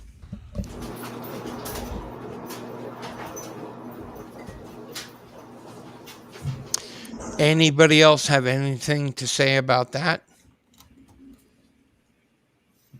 No. Well, the only thing about something like A Nightmare on Elm Street is that I always assumed it was all supernatural. Whereas, when you root something in science fiction, you do need more explanation, for at least make the attempt of it, and you set a rules or what have you. I think I saw the first Nightmare on Elm Street for like half an hour, and I was like, really? There's somebody in this kid's dreams that's killing him? And being a science fiction writer already by that time, I mean, knee high to a grasshopper science fiction writer, but still science fiction writer. I was like, how do you explain this? Where does this fall? Yeah. Between Phantasm and Evil Dead, and it didn't work for me. I couldn't buy into it. I love Don Coscarelli. I love, all those kinds of auteurs and filmmakers. I never could really sink my teeth into Nightmare on Elm Street because it didn't make any sense. And the whole thing was just like, it doesn't make sense. Yeah, it's one of those where if he kills you in your dreams, then you're really dead, but you're just dreaming. So I guess they all died of heart attacks. I don't know. I mean, which that was basically what I've always heard. If you have a falling dream, yeah, and you hit the surface of the earth before you wake up, you'll be dead when you wake up. I've heard that like jillions of times, like in junior high that school. one of those improvable things? It's like, because if somebody's like dead in their sleep, you can't ask them like, well, did you hit the ground when you unless you're a mutant. Yeah, All of a sudden, if you're a mutant, you can get away with that. It's kind of like Matrix rules. You just right? like lick their eyeballs, and you can see what they last saw. Well, yeah, Actually, there's an interesting point. So Matrix I think they is did kind that of a in similar Torchwood. thing. I think they did that in Torchwood, didn't they? I didn't see it. So, Freddy's dead. but I mean, That's what Matrix is like, said. why do they have to die if they're dying in the Matrix world when their real body is perfectly fine sitting in the chair? Freddy's dead. That's what I said. Says the body cannot exist without the mind, which is sort And of the a, soul cannot you know, exist without the body. right, That's sort of a right. hand wavy way of saying, you know, Yeah, that I there know. will still be Bye a state. bye. Yeah. Because Matrix is science fiction. You don't have the supernatural out. So No, you know. no, not at all. Well, the Matrix is straight up Buddhism. That's a The Matrix is straight up a lot of stuff. Not Yeah. just Buddhism, also Taoism and Mhm. a bunch of other shit. Right. Their commentary tracks for the second and third movie are just two philosophers talking. Yeah. Yeah. And if you watch Dark City and you watch the commentary for Dark City, it blows the Matrix out of the water. They came out in the same year. They're about the same thing. I'm sure you guys are familiar with the websites that have the Matrix on one side and Dark City on the other, and it has all the, similarities and all that stuff. I really prefer Dark City. It's Rufus Sewell and Richard O'Brien. It's got some great acting, some really great writing. It's Alex Proyas, who fucking killed Brandon Lee. Come on. You gotta give that guy some respect. I'm kidding. Oh, But- Dark City. Yes. That It's one. Dark City. Dark City is a great movie. And when Rufus Sewell went on to be the man in the high castle and he played John Smith, he didn't look a day older than when he was in Dark City. He's just one of those British guys that has, nice, upper cheekbones and Yeah, the Dark sort of City. that jaw with a little dimple in it. And he's beautiful. So. and Jennifer Connelly. Oh yeah. Yeah.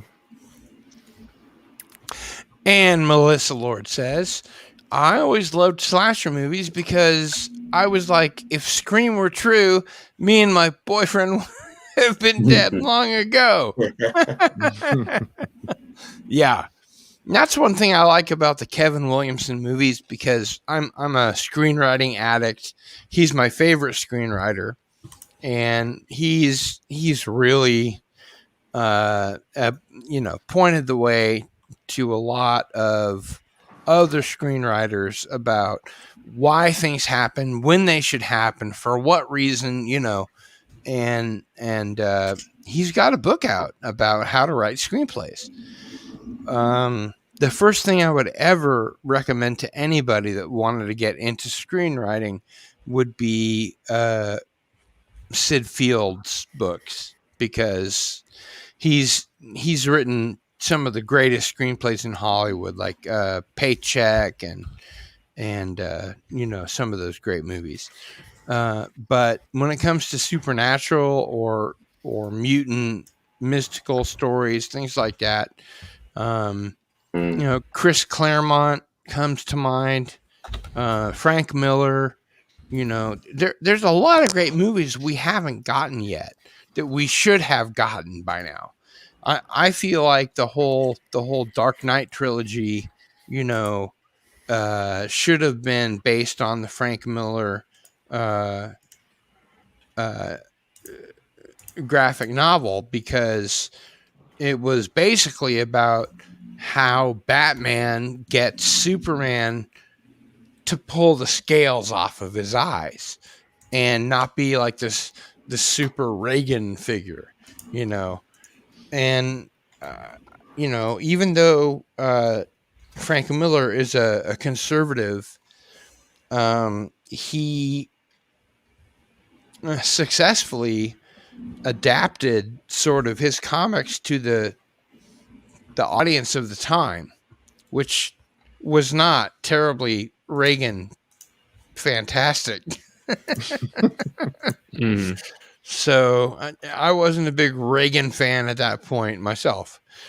So it meant a lot that, I don't think that Batman versus Superman, the Zack Snyder movie, I don't think that's all that great. I kind of prefer the whole, this is going to sound really weird, guys, but I prefer the whole previous thing where Poison Ivy, Drew Barrymore, sort of infects Superman's mind and makes him fight against Superman. And it's a little bit more believable to me. And I do have to say, I didn't watch the Justice League movie when it came out. The Joss Whedon cut, because I knew that they had taken advantage of Zack Snyder and his daughter committing suicide, and he walked away from the project. And they were like, "Well, we've got this thing. We've got to make some money on it. Let's call in Joss Whedon, and he can make it like Marvel's Avengers," which didn't happen.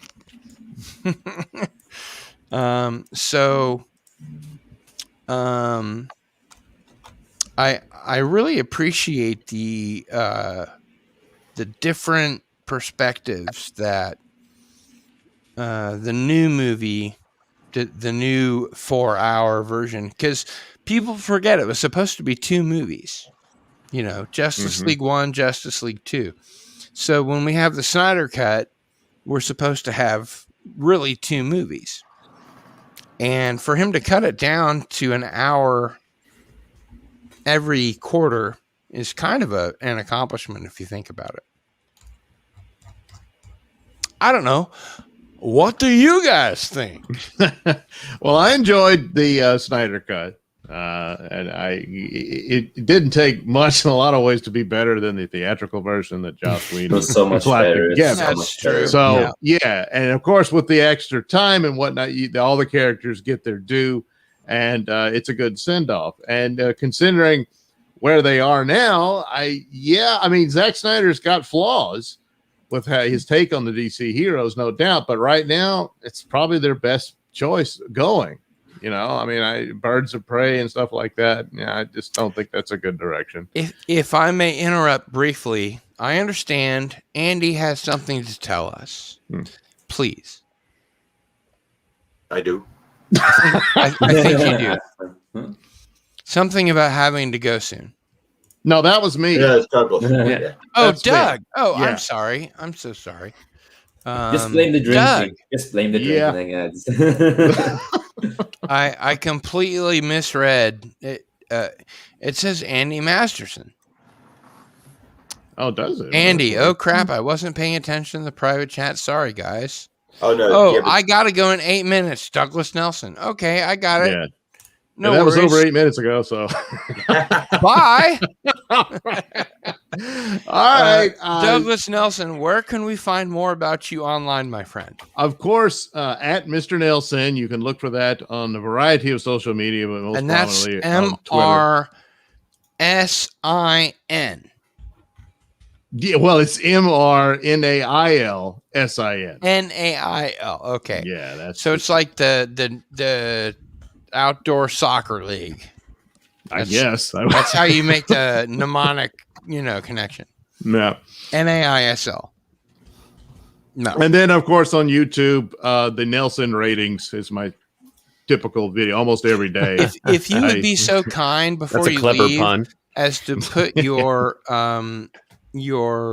link in the private chat, I will put it into the public Let's see chat, here. and that way you'll probably get like 7 new subscribers. Oh, well. well. Okay, there it is. All right, cool, man. All right. All right. Well, thank All you, my friend, for Thank you from one sin to another.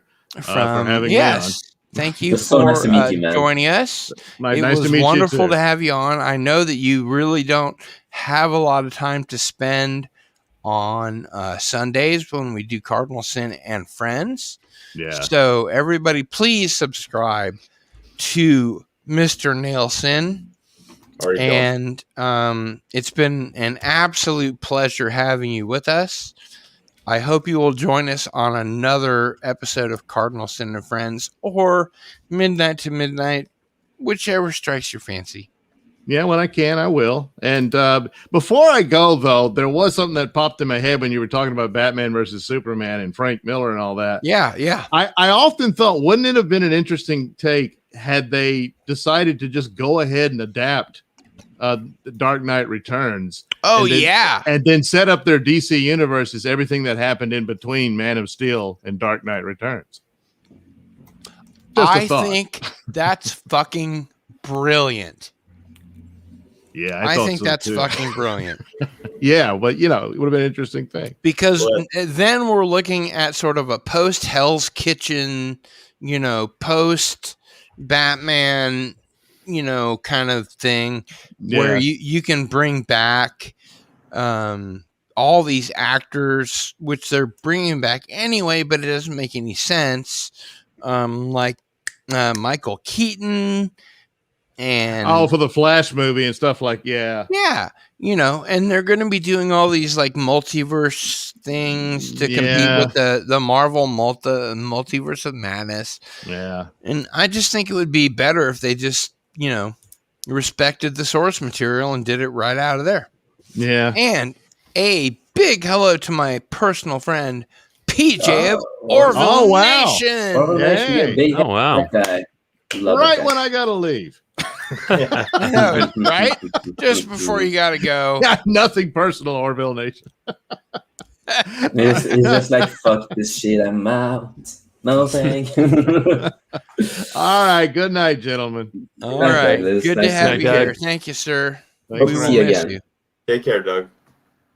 Oh. All right. And then there were 4. So let's see. We have I'm on eBay and I'm wondering if I'm gonna order the Crow here on figure. eBay. I found a What's up, Crow PJ? figure that I want to buy. eBay is wonderful. It is a What wonderful kind of- thing. Yeah, Except I do. they stopped taking fucking PayPal. So when somebody orders something from me overseas, I can't pay the shipping. And they just have to wait until I get my stipend, for me to ship it out. So I used to be like every time I had something to ship out, somebody ordered something, the next day it was in the mail. And now they just like, we don't care about PayPal, whatever. And so now they pay you like 3 business days later. That doesn't do a lot of good for a guy who lives in poverty. Isn't Just eBay saying. what made PayPal blow up in the first place? Yeah, pretty much. Yeah, and I'm gonna Like say they this: were- living in Norway is a living hell when it comes to ordering shit. It takes forever to get it. Forever. Adega! So like I know Melissa! that Cardinal, you sent me the World of Warcraft cards that I'm still waiting for, and it takes forever because it's gonna come to Norway. You haven't gotten and, your cards yet? No, and it's because it's Norway. They take time, so long time. Yeah. before things No, come you'll here. you'll get your cards, my friend. You'll get your Yeah. card. Does They it spend come when most they of its come. time at customs? They just It's really probably suck. done its time at customs, yeah. It's just Norway in a nutshell. They used to be It was better at it was before. also a lot heavier than I expected it to be. Really. Yeah, I spent like $40 on the postage on that. And that was just something that Jace won from a giveaway. Yeah, And, I love and World of then Warcraft, and then so- it made me think like maybe I should just limit the giveaways to like USA and Canada, But no, I said everybody that wants to partake in this competition, in this reward goal thing, I will pay shipping anywhere in the world, and I kept my word. You're a good guy, man. I am an honest Boy Scout. You know what you need in Norway, Jace? What? You need a fjord mafia. Someone who does import-export business who basically, they'll run your It's already goods. there. It's already there. It's in oh shit, what's the name of that city? And that movie, the TV show that Steven Van Zandt was in. Um uh ah, um Thinking. Lilyhammer. Oh, Lilyhammer. Yeah, Lillehammer. Lilyhammer and Steven Yeah. Van Zandt from Sopranos did that, and there was a band that opened up on the USA tour for Stiff Little Fingers from Norway, and they were Yeah. called Death by Unga Bunga. Yeah. Great Norwegian punk band. And not only do I have like video and photos and stuff, but I got to hang out with them and buy them beers after the show. And it was amazing. One of them had just like been brought on because their other guitar player had decided not to tour with them. So he was playing the exact same thing on this side that this guitar player was playing on this side with like no notice. And I was just like wet to the knees, like a 14-year-old girl, you know. This is incredible. I mean, this is only like Bad Religion does this stuff.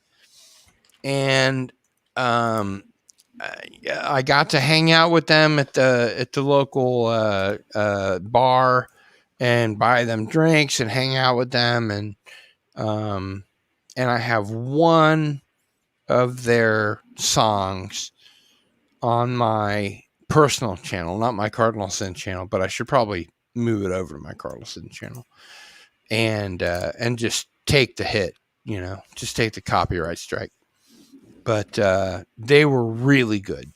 They were. Dude, I think you would love being a Norway Cardinal Sin and join me on, you know, metal concerts and pubs and stuff. Oh, I'm sure I would. Always fun. The only thing is, cold weather doesn't really agree with me. However, I can say that it's not always cold in Norway. That's a false however, fact. 115-degree weather does not agree with me either. And in Kansas, that's primarily what we have during the summer months. So in Norway, it really depends. If you have a room to rent, Jace, just let me know, man. I will, man. Because I will be happy to move away from the Great Plains to a place where it's mostly chilly most of the time. Yeah. I wonder if anybody's really happy where they live. Nah. I don't know. Andy, are you entirely happy with where you live? Oh, hell no. It's New Jersey. I mean, it's not bad. It's because New Jersey. What exit? Oh, I'm in South Jersey. I'm right across the bridge from Philly. Oh, right. Yeah. You mentioned that. Yeah. Well, I am going to move to Oslo, though. Darius Munchausen is telling Melissa Lord Norwegian black metal. Oh, yeah, man. Yeah. I'm so stoked for the interview with the Memnock, man. I can't do it as well as Robert Meyer Burnett does, but he does that midnight metal, yeah, that thing really well. Yeah, and even though he's not really into metal. And I just got a message from Memnock that he just sent me the hoodie. Is he going to come on the show? This show? No. Mm-hmm. He is busy. See if you can get him to come on this show.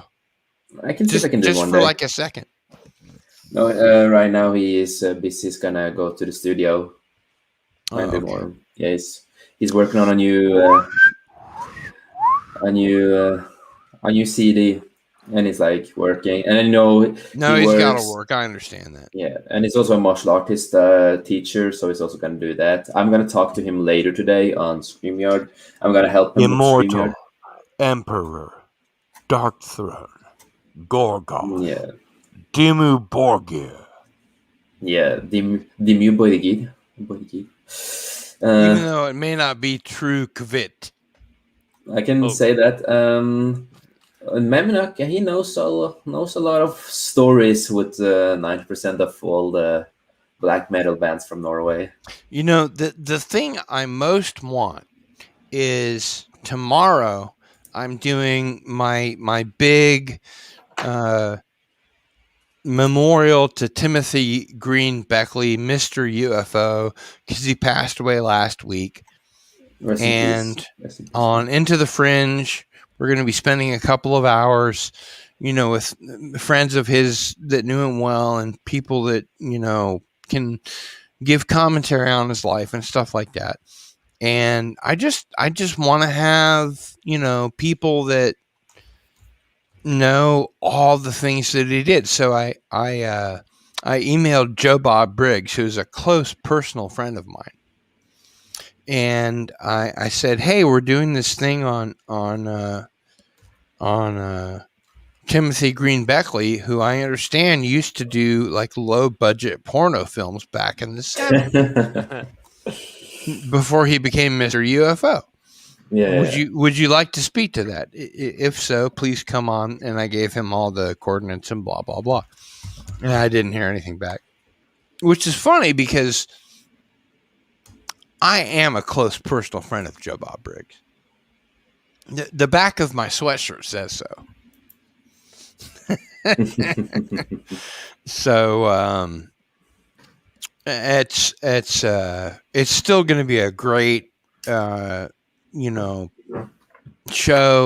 There's going to be a lot of people that knew him,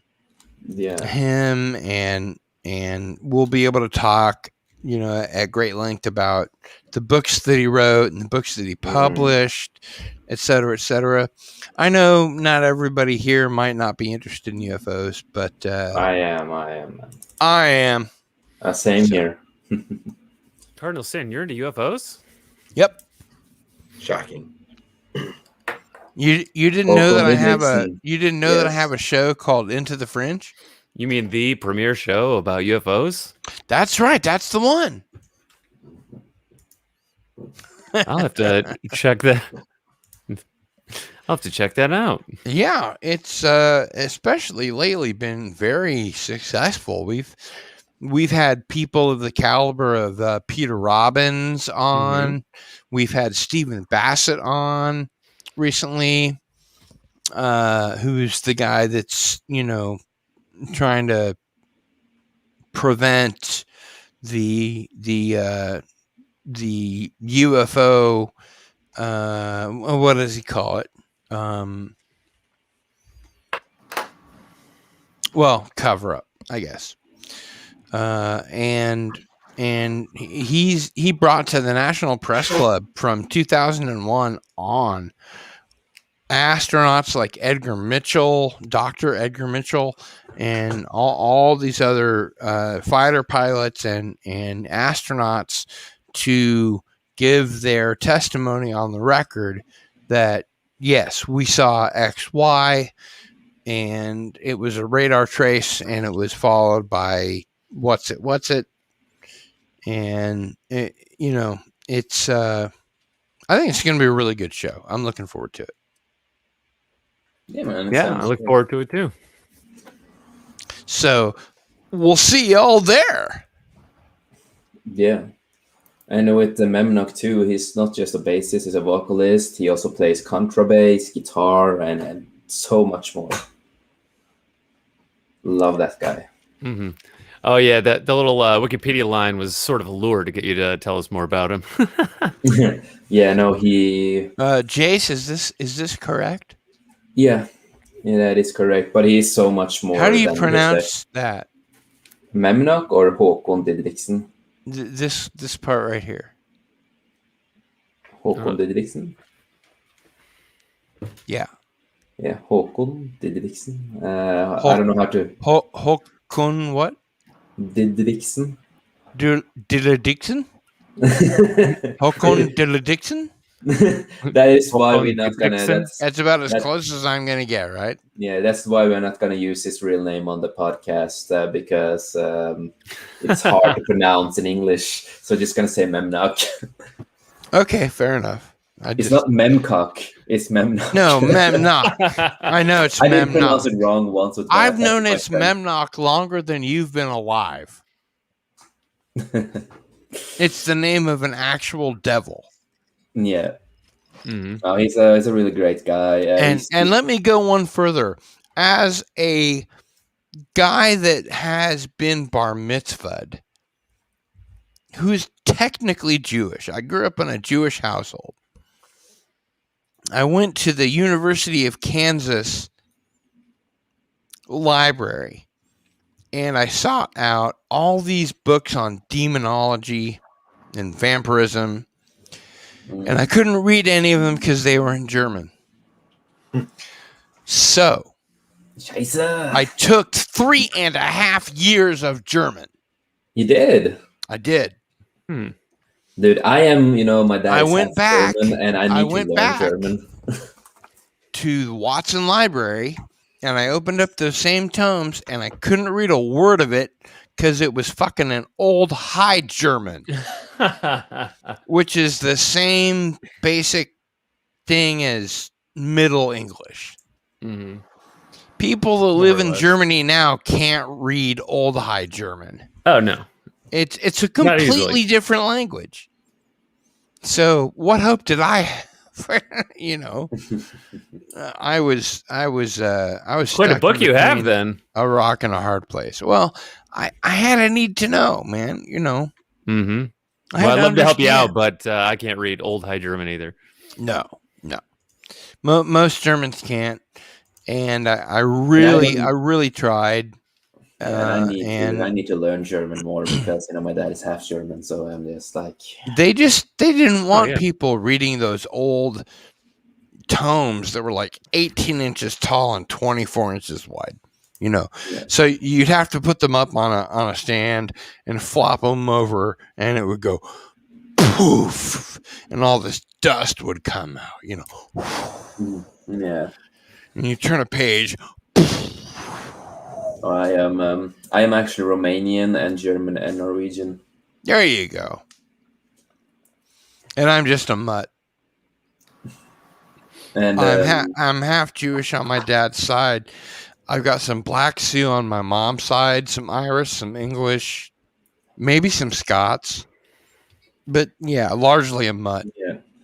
But because I have two grandparents on my father's side that are Jewish or were Jewish, if the Nazis were around today, they'd hang me up. It wouldn't be a big deal. They would just castrate me and hang me from the highest pole But, on the land. Yeah, well, it's face So no, that's thank God brutal. that's not happening, right? the Nazis were around today. They're pretty much hanging all of us anyway. So Yeah, well, I don't know. who passes the purity Okay. test, really? But do you have to leave now or something, Well, Andy? Andy would Yeah, beat I the gotta crap get- out I of gotta him get with his snack. I bare gotta get up in the hands. morning. What about the Countess Bathory? Does anybody know about that? Yeah. Yeah. Elizabeth Bathory.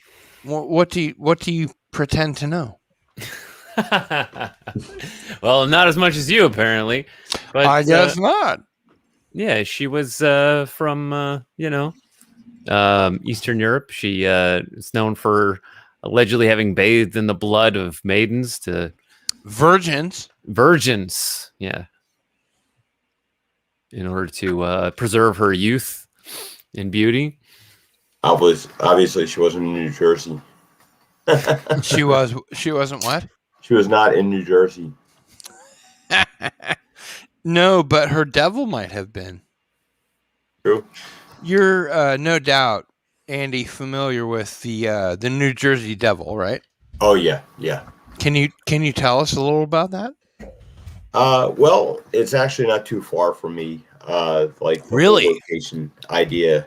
Yeah, it's the story is that there was a family, the Leeds family, and they the mother had 12 children, and she was On the 12th one, she said, "You be damned to the devil." well, the 13th Or one, something and like that. Yeah, the 13th one, like supposedly, popped out, grew wings and flew away, and it's interesting kind of concept down here. Now, most of it's probably political. That The they Cardinals in freeze? pardon. The camera to Cardinal. What happened to him? Oh, yeah, he just freed. Too Are many you there, tabs Cardinal? open. There's that Jersey Devil again. But yeah, so the Jersey Devil is like but although there were sightings supposedly said. Oh, Sorry there we about go. that. Clone, they clone himself. Whoa.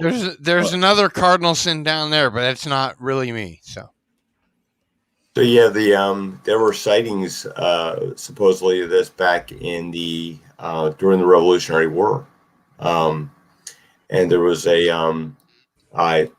now where I live, this whole area was like very, very heavily. do you live near the Pine Barrens? I used to, but it's probably about 25 minutes from me. It's really not that far. Didn't you've seen The Sopranos, right? Yeah. Didn't The Sopranos go to the Pine Barrens in one of the early seasons to like bury somebody or something? Yeah, no, they're in North Jersey. North Jersey, about 2.5 hours away. North Jersey. What exit? Yeah, and that's pretty much like New York suburbs. Yeah, we're more like Philly suburbs down here. they were, as a matter of fact, trash disposal experts or whatever. So yeah. So yeah, it's it's an interesting kind of thing of there's a ton of history. Have you heard all the stuff about the Bell Witch? Yeah, I heard that too. How do you make that out into reality versus the other part that we were just talking about regarding what you call it? There's Devil. Not the Leeds Devil. The other one.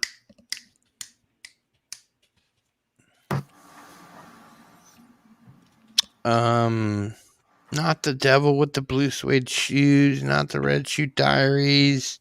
Jersey Devil. I can't believe I don't remember this. It was the Jersey Devil. It walked over all of the tops of the houses and left like hoof prints in the snow, and then went back up onto the barns and et cetera, et cetera. So what do you know about that? Oh, there's been all kinds of stories about that. Like I believe it was Stephen Decatur actually wrote that he had seen it. Now Stephen Decatur, who was the admiral for the Revolutionary Navy during the colonial Revolutionary War, he went to school like right across the street from me. Wow. Yeah. There's a house like not like pretty easy to research, huh? Yeah, it was very. There were supposed sightings of this thing, really? Yeah. It's documented back in like they were firing cannons at it and so forth. Back as far as in the 1700s. So very cool idea. So, Andy, did you see my final question? Let's see. Pork roll. It's pork roll, but I prefer scrapple. Bathory and four collaborators were accused of torturing and killing hundreds of girls between 1590 and 1610. Is that what you mean? Well, that was an answer to your previous question. However, Bathory is also a band. Or it was. I'm sure. Yes, I'm sure it is. And Melissa Lord says that's real cool history. It is real cool history. And thank you. I appreciate all donations, even though they don't really work on my channel. I got to get rolling. I got to get some sleep. Okay. Well, Andy, before you go, how can we find out more about what you do and where you are online? Well, hopefully before too long, I'll actually get a hang of this thing. I was trying to work on You'll some. get a goddamn YouTube page, right? Well, Eventually. I was trying to work on some videos today to put up some things, but after And then I every time interrupted you. Yeah. every time we get a good take, a truck would go by, or the neighbors with their bass too high. Yeah. You have to But watch out I for am that. working on some stuff for. There are filters, you can get for that. Yeah, but it doesn't affect my brain, and I hear that and I That's get true. distracted. That's So- a good point. But yeah, so Masterson's Kung Fu and Tai Chi.com. Then I have the website there, the YouTube channel, and I'm looking to get some stuff up before too long on some other topics and stuff, and as well as a sculpting and action figure page. So hopefully before too long. Very good. Well, as always, thank you for being our guest, and I hope we can expect you to be on Cardinal Sin and Friends on Sunday. I'm hoping to make that happen, but it is I hope Father's so Day, too, man. so it could be a little sticky. It is Father's Day, but It what is. better day to be a father on the Cardinal Sin channel? That's true. Okay, guys. Good seeing you. We'll see you, Thanks for man. being here. brother. Bye-bye. Thank you, Andy. All right. And I have to So- go too. I also have to go. I have a big things I have to do today. A lot of things. So Jace, is that you talking? yeah, that's me. Oh, okay. I thought it might have been Darius. 'Cause I couldn't see the speaker thing going. Oh yeah, this mouth is terrible sometimes. No, it's really good. It just doesn't show up on your avatar. You can see this. Yeah, You're I really can see making that. those expressions. Yeah, I think he is. Yeah.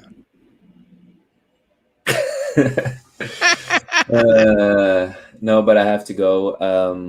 I have to go to some stores and buy some stuff to the apartment, and I have to clean and do some things. Melissa Lord. He's handsome and doesn't need a filter. I don't know who she's talking about, but it's obviously not me. And then I need to, after all that, I'm gonna have a meeting with Memnock and help him with the StreamYard and stuff like that. And remember, cool. Jace, don't pronounce it Memnoch when you're speaking to him. Remember to call him Memnock with like a hard K at the end. Because if you pronounce it Memnoch, he'll probably castrate you and leave you out for the crows. Well, I And do then just have burn one a church testicle, down. and it's okay. It is painful anyway, so it's fine. I can't wait. I hope you bring me in for that conversation. I'm really looking forward to it. If you don't, that's cool. But Yeah, we can see I what think that would be a lot of happens. fun. Yeah, it really. I need to see and talk to him too. How he feels about people, how Oh, many people and stuff. Melissa Lord says, Cardinal, you're handsome too. You're a handsome fella, dude. I said it earlier in the stream, man. You're a handsome fella. Thank you, both of you. Thank you. But yeah. I don't deserve that kind of adoration, but Oh, yes, you do. Yes, you do. I do deserve that many fans. So please subscribe to this channel and leave a comment. No, But yeah, you can find me on 540 Studio, Kingdom of Five. And remember, Saturday, the big interview the first interview that we are ever done on the channel. So I'm not a person who normally interviews people, so I'm gonna improvise a little bit and just be myself. I think that's best. Yeah. So I have some questions ready because you need to have some questions, you know. Always got to have questions ready. Yeah, but No Cardinal, matter what. Thank you for the invite. Thank you for letting me be here. And remember, you're great. Thanks for you're coming doing on, man. you're doing such great things here. And I said I was just gonna stay 1 hour, but And it's been came 2.5 longer. or whatever. Yeah. And I had such So I hope I everyone didn't in the twist your panel- arm too much. the people in this panel. You guys are fucking amazing. In the chat, you guys are fucking amazing. And remember to give Cardinal more love. Hit share. hit the like button, share, and everything. Aw. And I will try to come on Sunday, man. I will see if I can join. Cool. And hopefully my cat will not rip out the internet this time. That would be good. That would be good. That would be good. Darius, I see you later, man. And please say hi and bye to Adrian for me. We hope to have him on Sunday too. Yeah, I'm gonna talk with him. We'll see if he has time. Great. All right, Jace. I'll see you around on YouTube or Discord soon. Yeah, man. Sooner or later. Then do I have any emotes for saying goodbye? No, I don't. So You're already up for the day, right? but Yeah, he's up for the day. It's morning there. So Yeah, instead of it's good night, almost I'll 10. say have a good day. That's right. thank you. Thank you Have so a better much. day. And yeah, I can also announce this that I'm gonna take a little stream at some point alone, and I'm gonna reveal my real name and who I am. No way. Yeah. Are you serious? Oh yes, I am. And yes, I've shown my face before, so people know. normally what I You've look like. withheld your real name from me for months, and you're actually going to Right. reveal it. You No. have my real name though when you sent me the cards. Well, yeah, but he only had to write it. How He would didn't you have to know? say Because it. you Yeah. haven't received the cards yet. Yes, I'm Right? gonna do that, and I'm gonna tell people about my my story of why I started the company and who I am and my experience of life. Cool.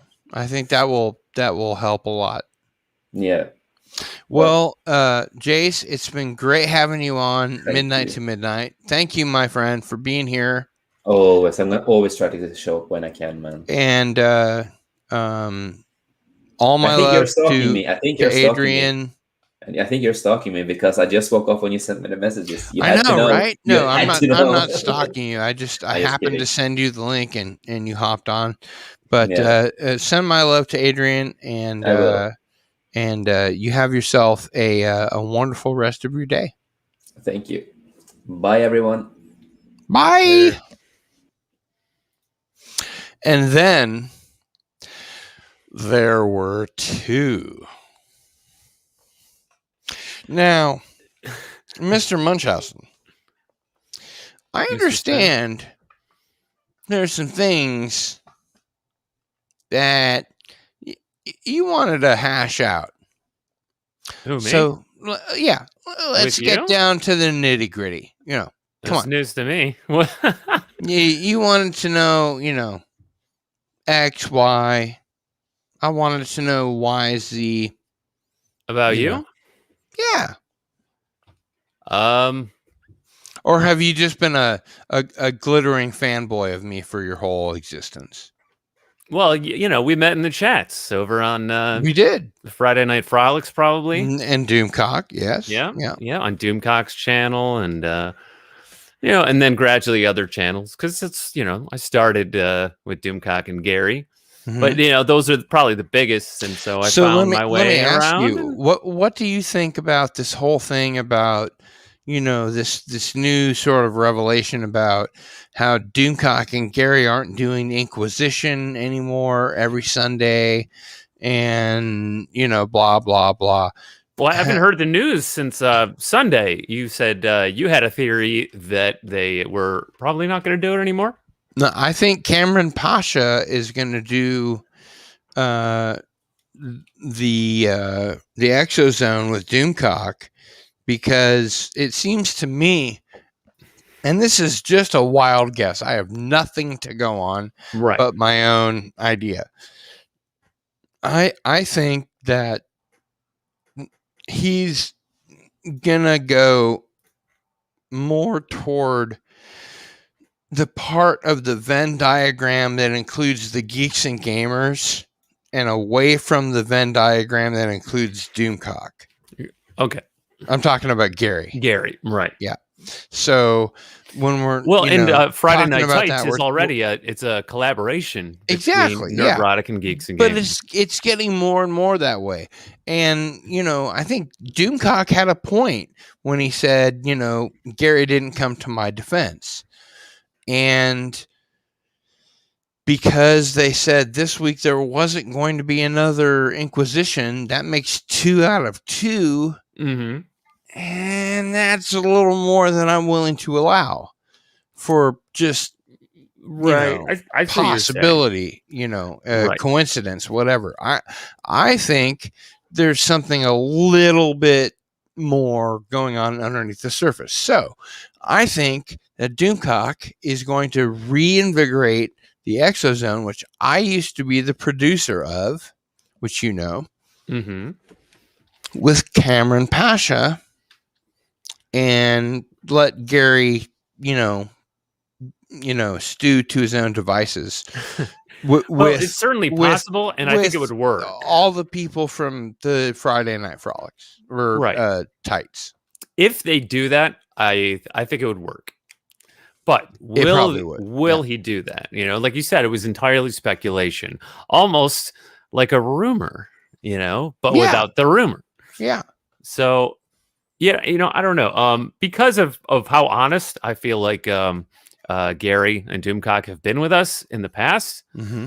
I'm inclined to believe what they say and take it at face value. And so when they say, hey, everything's normal, we're just going to take a week off, I'm inclined to believe it. Except it was 2 weeks. Well, the first week was an extenuating Wah, circumstance. wah. The second week, we were given different reasons, and he said everything's fine. And Gary's busy.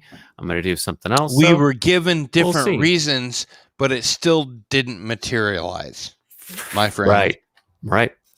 And that's why I call bullshit on this Mm-hmm. entire operation. Hey, and that's your right. Let me be the first.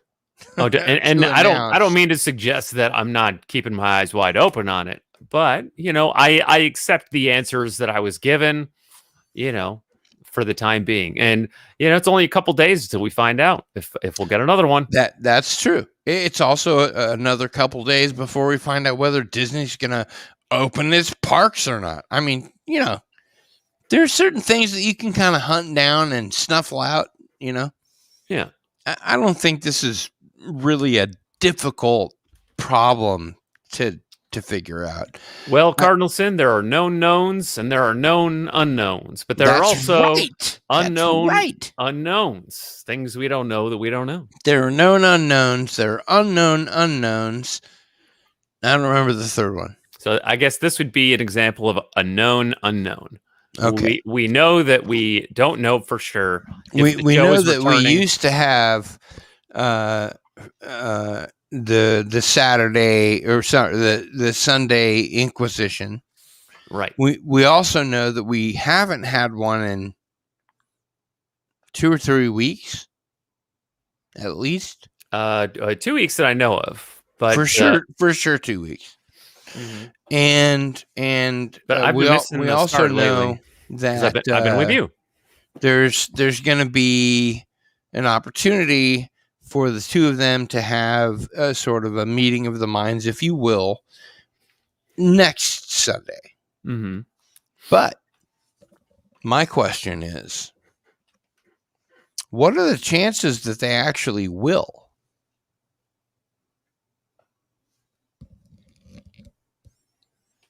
I'm sorry, I'm trying to calculate the probability mathematically. Well, so the known is that for the last 2 weeks we didn't get one, Right. and the known unknown is whether or not Will we one get one this week? this Sunday, right? Yeah. And so, and then if we don't get it, then the known unknown is why we didn't get Is known. it. Right. Yeah. So, and another known It's known a- is that we it's a haven't had the tough- exozone in a It's long, a long swing time. decision. It's tough to calculate. So, I mean, a couple days is not too long for me to wait. I can wait for that. And it's usually not that long after I get out of work that it starts. I mean, I'll probably be hanging out with you, Right. when we find out. probably will. So we'll find out in real time. Melissa Lord says, will they do the Inquisition again? That is the question. And we're open in Florida. Mm-hmm. Yeah, Well, I saw it. I would take that time to get the hell out of Florida. Well, I saw Jay and Anna were at Universal Studios. I Yeah. think. Yeah, just hanging out, and it was packed. There was tons of people there in the middle of the week too. So people are very excited to get back outside. I think and have that fun. people are really excited to get back out if they've had their jabs. I was in a really strange situation the other day where the entirety of my chat was anti-vaxxers, Mm-hmm. and I'm not an anti-vaxxer. I believe in science, and everybody to the last man or woman was an anti-vaxxer. You know, like, I'm going to wait until there's 20 years of, side effects that have been, Right. blah, blah, blah. And I'm like, you won't be alive in 20 years. Right. Well, Whether it's because of the vaccine or something else. even people who aren't typically anti-vaxxers are very hesitant about this one. Yes, very because of the much so. circumstances. Yeah. And I think that's fair. I understand it. And hypothetically, if I got the jab, I wouldn't be out here telling anyone else to get it either. Oh, so you haven't got the jab. Well, okay. Do you remember when O.J. Simpson wrote that book, If I Did It?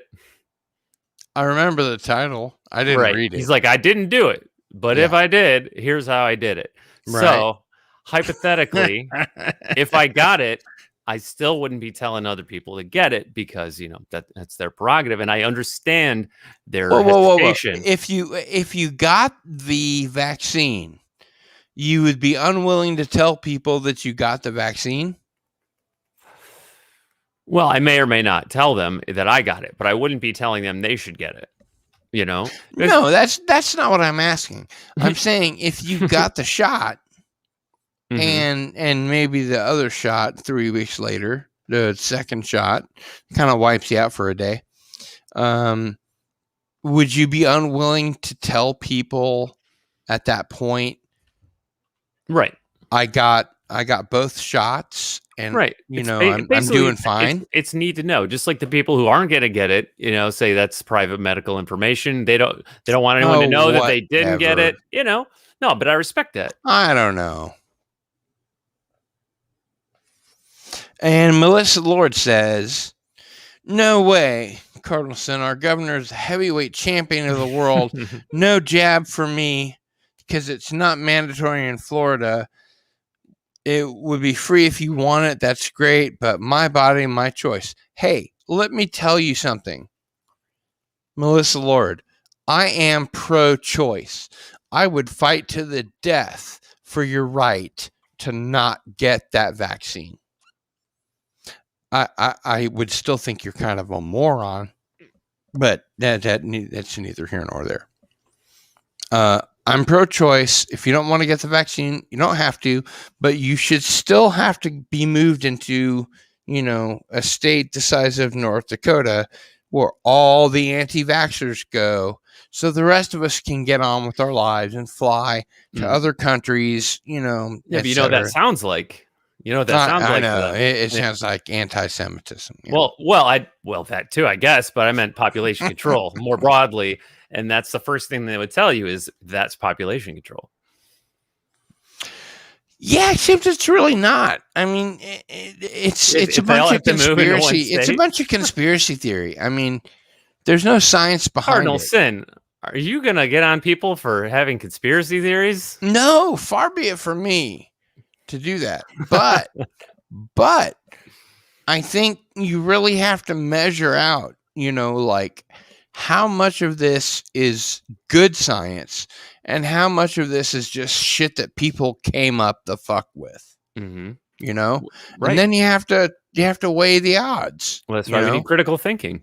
Exactly. And critical thinking is entirely underrated in our, sphere. So, we need to be able to go to the medical data and have the medical doctors tell us X, Y, Z. And if they don't have any data about long-term effects or, long-term side effects or whatever, they should say that too. Right, which they can't yet. Not really. Of course they can't. Right. So that's a known But unknown is what They will can happen. say 20 they years can from now. say it is an effective vaccine against the coronavirus. Sure. Yeah, they can say that. But the known unknown is what will happen in 20 years. And so, if hypothetically, the unknown unknown. well, it the unknown is what will happen, right? But the Yes. known unknown is that, We don't know what's Wait, going to happen. Yeah. I don't want to say the same thing. But we don't know what may or may not happen in 20 years to, True. to probably not to everyone, but, to some people. And so, if hypothetically, if it turns out really not good, then, people are going to be happy that they didn't get it. If it's Hypothetically. not the good, people will say no. Well, I don't want YouTube to slap a border around your video and to link people to, CDC information, which I've seen them do. Yeah, I've seen that too. But I also don't want to, tell people to do or not do Melissa anything. Lord says they won't tell us what's in it, Gil. Well, Well, they said it's like mRNA. They actually do on the side of the little jar, right? Mhm. but it's so hard to read. It's so small that even people with my visual acuity can't make it out. That was a little joke. I think there are people that are going to have bigger reactions to the second shot than others. I've known people that have told me I got the coronavirus and I didn't even know it. I had no symptoms. And I have people that have told me, good friends of mine that have told me I got the shots and I couldn't function for 2 weeks, So it really just depends on where your immune system is. If you're a smoker, how many packs a day you smoke, if your heart / lungs are in a bad place, your pulmonary cardiovascular system is compromised, Right. Everybody kind of understands that. Right. And while, bad reactions to the vaccine have statistically been very low, which is trackable. Yeah. The individual responses to both the virus and the vaccine have varied quite, they've been various and depend on the individual and lots of circumstances. So have you seen Jon Stewart's joke that he made? No. What did he say? He went on Colbert. Of course. And he, I don't know if you could probably pull it up. I'm sure. But he basically, he said, thanks, science is a wonderful thing. Is this one of the things where he climbs out from underneath Colbert's desk? No. But he said, science is a wonderful thing, and it's amazing what science has managed to accomplish in fighting off this this pandemic, which was most likely caused by science. And it made Colbert very uncomfortable. I'm sure he was joking, but yeah, well, I can see how Colbert would be there. really uncomfortable with that. Oh no, it only gets better from there. Oh, there's more. Oh yeah, there's more. Let's Okay, find the good, link for good. it. I kind of blew the punchline a little bit, but let's see. I probably blew it for you. I was subscribing to Andy. Let me see.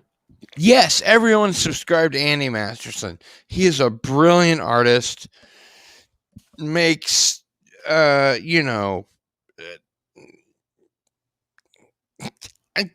the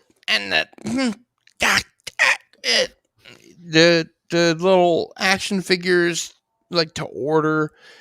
He's incredible. His art is great. His head sculpts are amazing. Don't hold it against me if you never ordered anything from him. Because I told you right now that you should.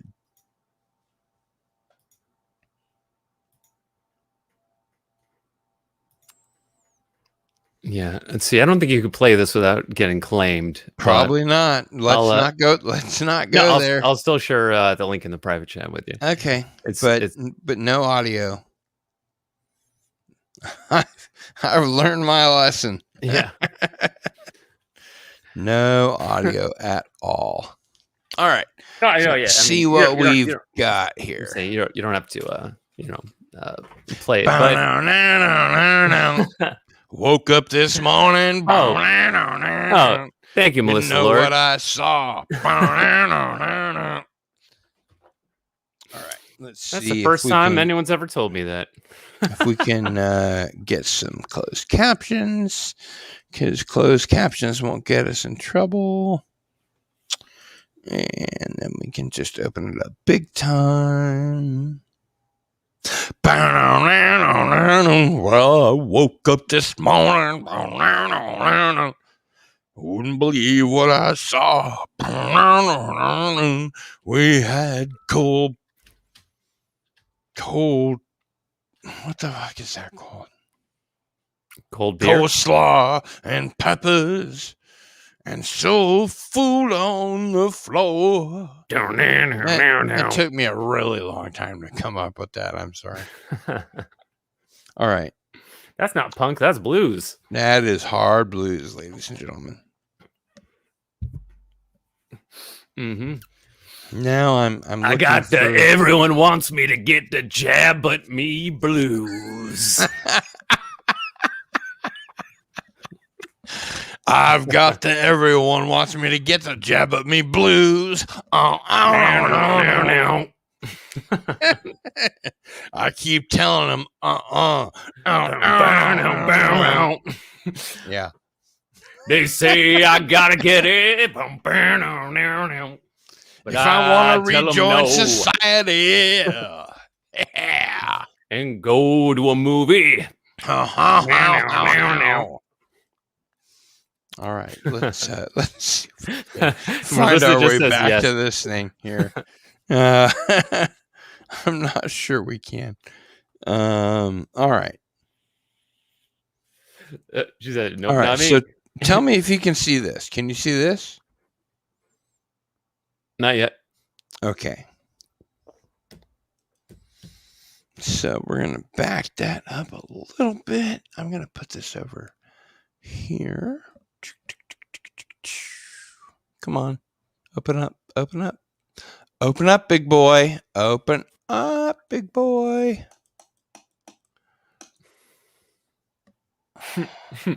Clipped. There we go. Open up, big boy. LDG just shows up in the chat for 5 seconds. Clipped. I'm trying to bring it over here, but it's not doing it.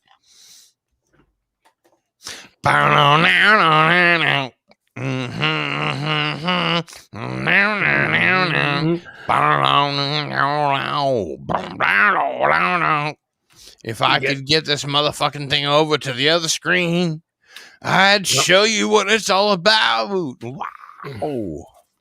You got to trying to share a video on StreamYard Blues. Yeah, it's not working. I'm having significant problems. Let's try this one more time. Nope. And it's just as well because I don't want to get a copyright strike. That's But well. it- You could share the link for Melissa though, right? I could, yes. It's just it's a good laugh. Oh man, it's the kind of thing that's fun to watch with someone. Someone played it a couple days ago, but they played I think they played Crowder watching it. So it was like it was a little meta because they were watching a clip of Crowder watching the clip. Right. Mhm. Yeah. Unfortunately, I'm just a poor YouTuber. Nobody loves me. He's just a poor YouTuber without a family. Spare him his life life. for his non-chastity. Easy come, easy go. Will you let me go? Bismillah, no. No, we We'll will not not let him let- go. Bismillah, no. Hey, does this count as a cover, or can you get claimed for that? It's kind of a cover, but no, you can't get claimed for it because I can't sing 5 octaves like Freddie Mercury did. No, I used to be able to sing 4, Mhm. but not these days. Now, couldn't you read books like John Travolta in Phenomenon? Did he make a book of that? No, he could read. He would read like 4 Oh, books that's a how day. he learned to read. Well, no.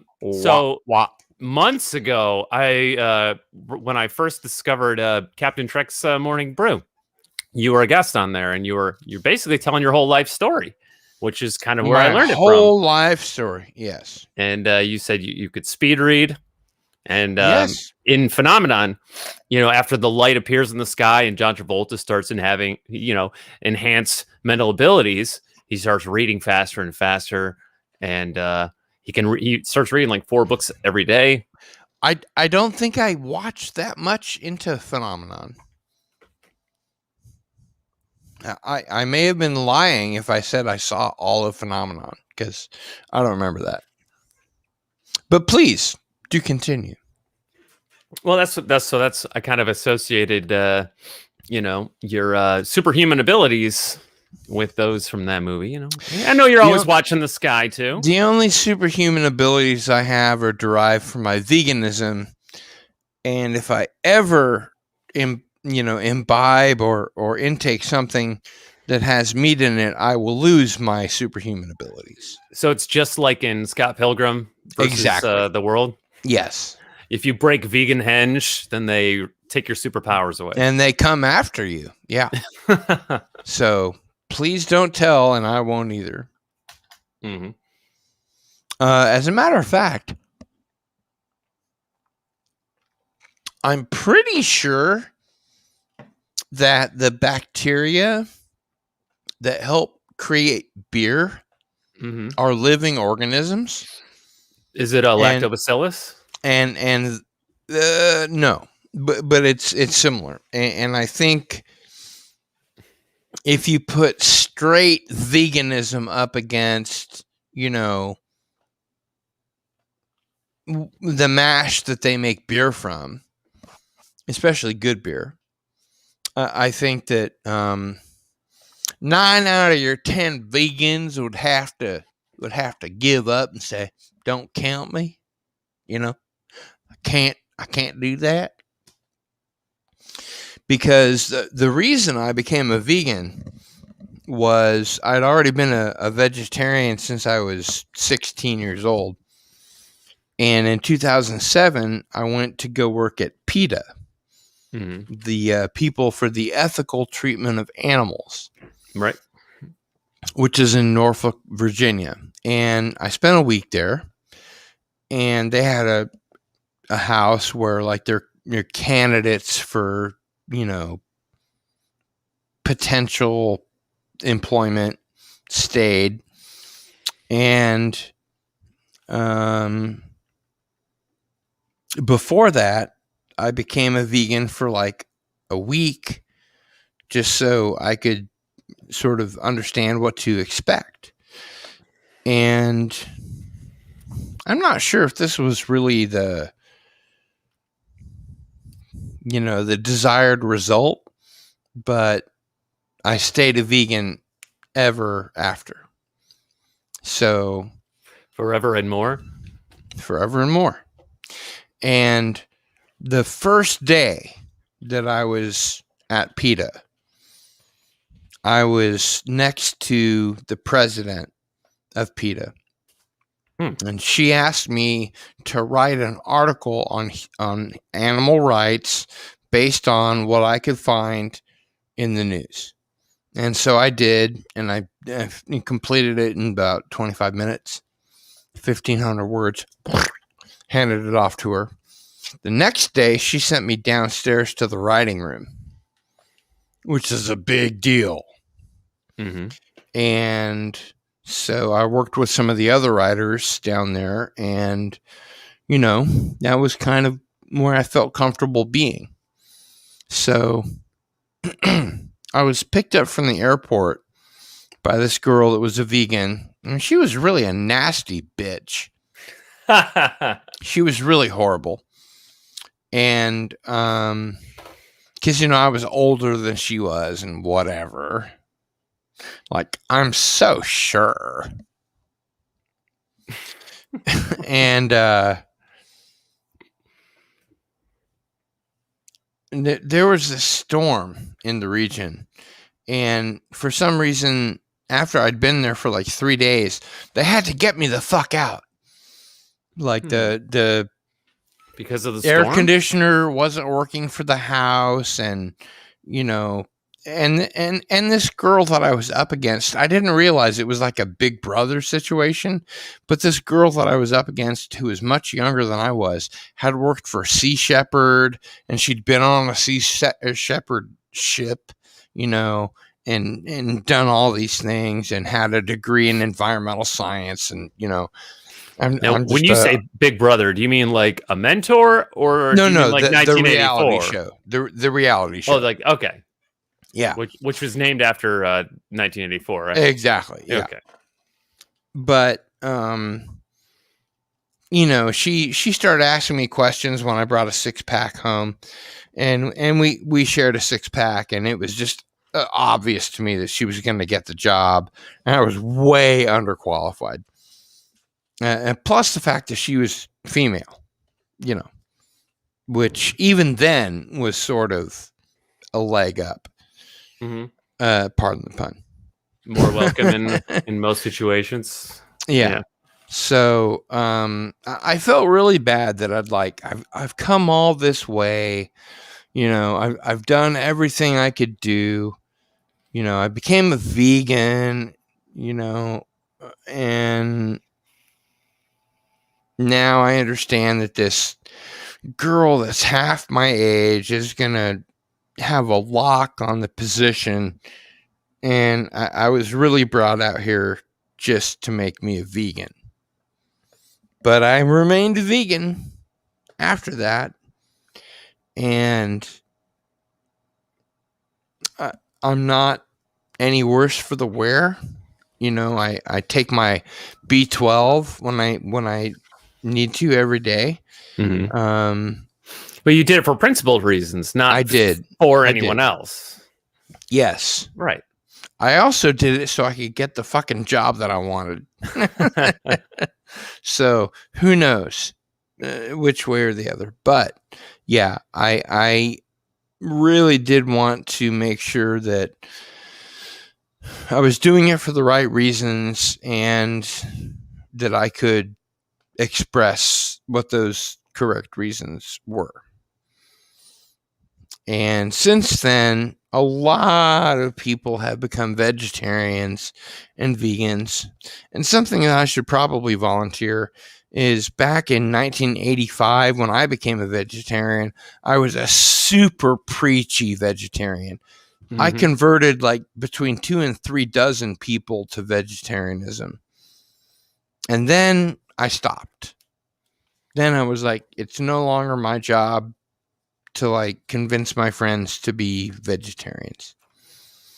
But about 1 to 2 dozen of those people are still vegetarians today. Some of them vegans. And it doesn't really matter about the, I convinced XY people to become vegans or vegetarians or whatever. But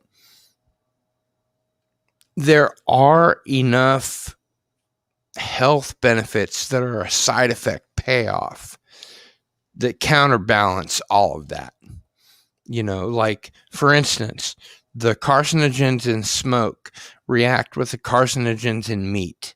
And they make it double the chance that you'll get cancer if you smoke cigarettes and you eat meat. Just an example. So John Wayne, for example? Well, Pilgrim, I died long before my time. but not because I was smoking or eating meat. It was because I was filming a picture out in the test zone area. Oh, that's right. Yeah. I forgot about that. Yeah, it was the radiation in the area. Yeah, because he wasn't the only one that got cancer from No, that it killed film off shoot. a lot of people. Yeah. I forgot all about that. In those movies, especially the Genghis Khan movie. I don't remember what the name of it was, but John Wade said, They just call it problematic now. but mother, we have feasting. And that was like the Genghis Khan movie. And I certainly don't mean to come off as a Pollyanna or like, ha ha, I'm going to live and you're all going to die because I don't eat meat and blah, blah, blah. A lot of people probably think that. You were mentioning why beer might not actually be vegan in some people's opinion. Right. Because it takes a living bacterium to begin the process of fermentation. Well, you have to eat something that's been alive. Plants, are alive, and so are bacteria and fungus. I mean, yeast is a fungus. Even as a vegan, I have a plant-based diet, but if you're gonna really cut corners and tell vegans, okay, you've gotta make your stand here or here, are you going to tell people that it's okay to stop at tomatoes, or are you going to tell people that yeast isn't cool because it's a living thing? Yeah, but plants are a living but thing. I mean, can anyone live without? It's what makes the beer ferment, and they have a very good point. And so plants are already more complex though than do you remember when I said earlier, as long as it doesn't take away my vegan superpowers? Yeah, it's kind of the same thing, I guess I just I don't see why someone who eats vegetables would have a problem with bacteria or fungus. Wow, big question. Okay, so fungi, as it were. Mm-hmm. Because I'm a really fun guy. Mm-hmm. Well, I'm a fan of eating fungus, if you know what I mean. And I think you do.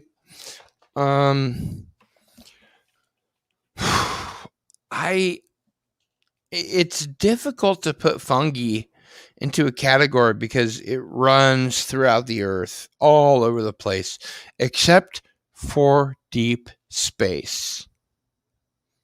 In Star Trek Discovery, there's no such thing as a goddamn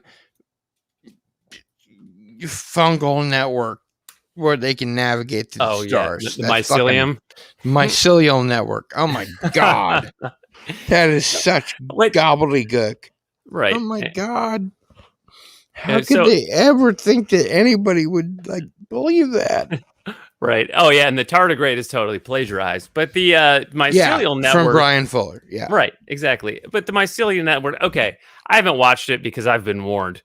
But is it supposed to be like some higher dimensional mycelial network? Like some 5-dimensional fungus? No? If it's 5-dimensional fungus, we shouldn't be able to detect it. Right. To be honest, right, or there'll just be some spores that Brian Fuller dip set this into whole our thing up, universe, and then Alex Kurtzman came in, and he was like, "Well, let's take Alex Kurtzman's ideas and make the best of them." Always a bad call, and he just completely ruined the entire thing. Just that's always a known. The Alex Kurtzman's ideas will be bad. Yeah, yes, exactly, man. So it's not even 5-dimensional fungus. I don't think it's even 4-dimensional fungus. No, I think the mycelial network in space, and they have a guy, a scientist on the ship whose name is Paul Stamets. Yeah, which is the name of, the guy that discovered, the mycelium. mycelial network in the Earth. Right. It's just like, what the fuck are you thinking? Pretty on the Are nose. you so bereft of Creativity. Yeah, that you have to use the actual name of the scientist that you found out this information from and decided to extend it to the entire universe? It's real bottom shelf stuff. What a maroon, you know?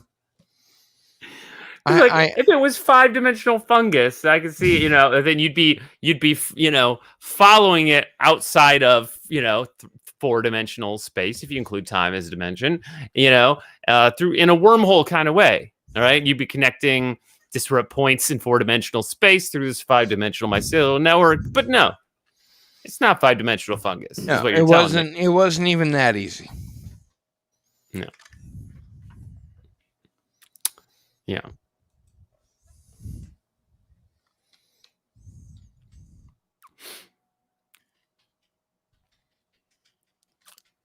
Do you know the name of the bacteria that makes Swiss cheese?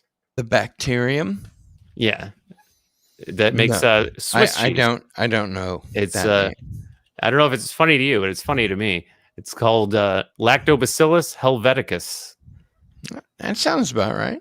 Because the Helvetii It's were a font. right. It was named after Switzerland, and the Helvetii were the original Germanic tribe that settled Switzerland. It's pretty cute. Have you ever seen Spartacus? No, but that's Really? that's a Kubrick film, right? That was his No, first... no. The TV series with Andy. Oh yeah, Whitfield. I have seen that. Yeah, that's Yeah, fucking amazing. yeah. All right, I have to make a quick reply here. Melissa Lord says it makes Swiss cheese have holes. Actually, it's a second bacteria that causes the air bubbles that lead to the holes called Propionibacteria freudenreiche, which means there you go. which is German for rich in happiness. And I think it makes the bubbles in Jarlsberg too. Jarlsberg is one of my favorite beers. Red Walrus says, "I am Spartacus." I am also Spartacus. I am Spartacus. I am Doomcock. Oh, dude, I remember we did that one night. We did, and it was my idea. Damn it, We are all Doomcock. we are all Doomcock. Yes.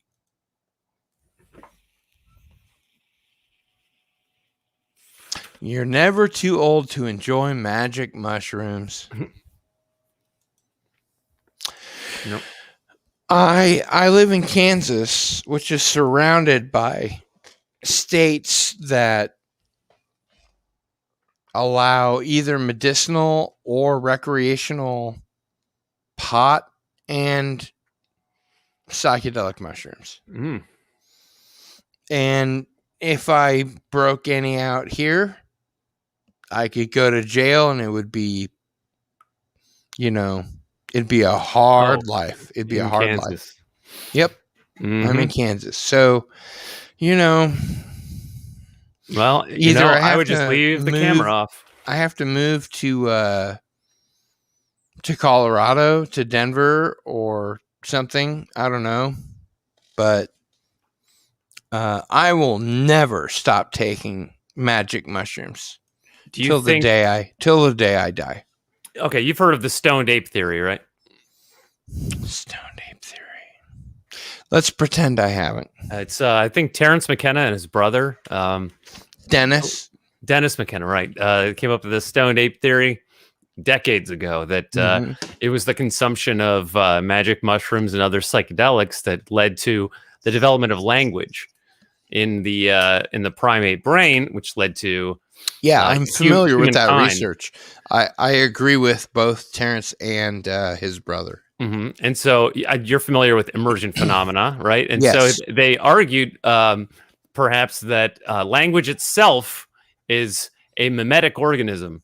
and that it exists. Well, it's just like what William Burroughs used to say, that Laurie Anderson turned into a very popular song. Language is a virus. Mm-hmm. Right. And that it, because it's almost Language, it's a virus. Who?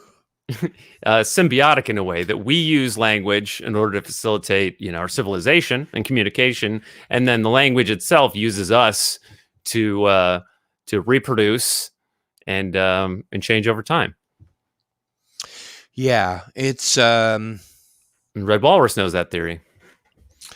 Red Walrus does know that theory. And I think Melissa Lord knows that theory too. I believe However, it's not really anything that our generation, if I may include you in my generation, has been, completely by proxy. misunderstanding of. Mhm.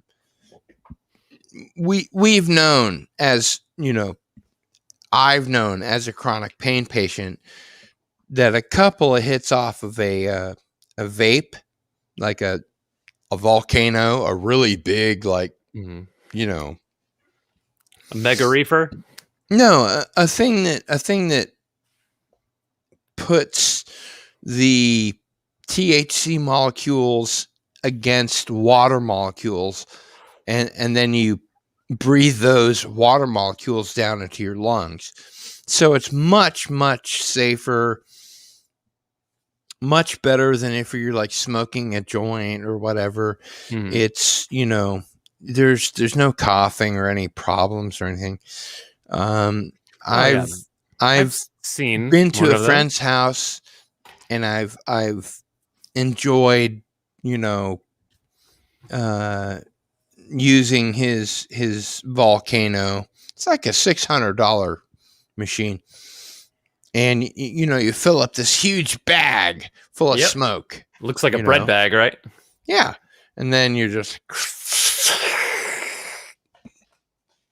and you can probably inhale like half the bag, and then you give the other half to your friend. Mhm. But it makes my entire body just go, Mhm. and I'm in pain all day, every day. And I really don't smoke a lot of pot. I used to when I was like in high school. When I dropped out of high school, I used to like go around to my friends' houses at 3:00 in the morning and see if the lights were on, to see if I could, grab some pot from them. But Yeah, that was this that is- old 90s pot, right? no, this was in the 80s, man. Oh, well, that's even more primordial pot, Yeah, but it was good. It was good. And then, I heard about this new fangled, medical marijuana, and it was that one hit is way too much type Mhm. pot. You Well, that's know what any I mean? pot for me. I have an unusual sensitivity to THC. I may or may not be allergic, but I don't get that How can you relaxation. be allergic to THC? I've never heard of anyone have a being friend- allergic to THC. I have a friend who is confirmed allergic to THC. Really? Yeah, I've never been tested, but yeah, I have an extremely low threshold, and I don't get relaxation. I just get really weird and really quiet, and usually most of the time I just kind of want it to be over. No, that's perfectly understandable. So if you had a hole in your bag of your volcano, and I was sitting next to you, I might just end up out of my mind. I will tell you this. Back when I was married, way back in time long ago, my wife and I boiled an ounce of really good weed in butter and water, Mm-hmm. and we made edibles out of it, following the explicit instructions that we'd found on the internet, which, is 100% Reliable. Yeah. But what happened was, other than the entire house smelling like pot, once we got everything cooled down, I mean, we had to spend most of the entire fucking day, boiling and this whole thing. But once we got it all done and cleared away, we had this layer of butter that had pretty much all the THC in it. And so we made the brownies out of that butter. Mm-hmm. And I was a vegetarian back then, not a vegan. So you could have butter. And so we consumed a little bit of those brownies. I think I had half a brownie and my wife had a quarter of a brownie. And I mean, she was just a little thing, but a great bass player. And I was like for a whole day high on these edibles. Still have a half of one. Yeah.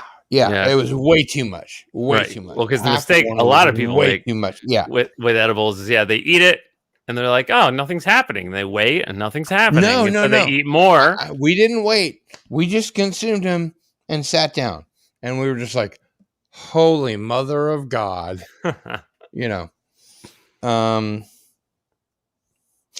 Allegedly. I mean, that's a story. Mm-hmm. It could have happened. It might not have limitations happened. is passed on that. I think so. Yeah.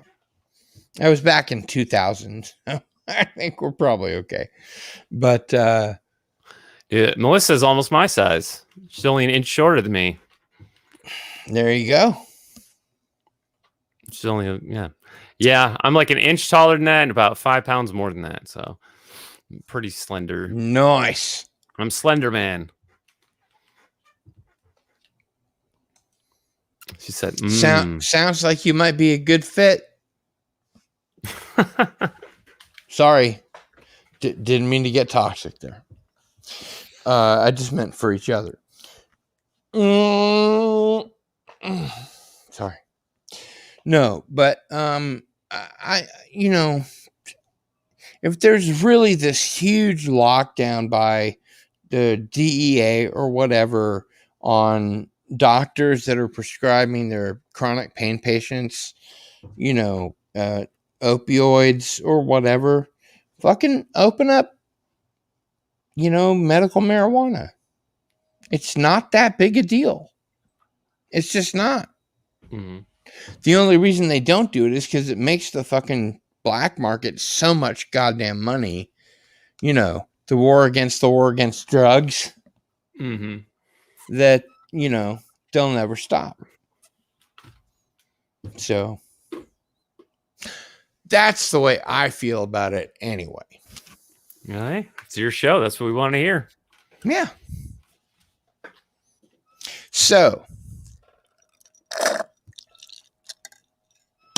how can people find out more about what you do online? Well, I need to make a Twitter account with the proper name. So I'm going to need to make another email. But yeah, the government hates it because they're still trying to figure out how to tax it. Hallelujah. Let's see. Don't tempt me, Melissa. What, don't tempt you with a good time? She says she's 5'8".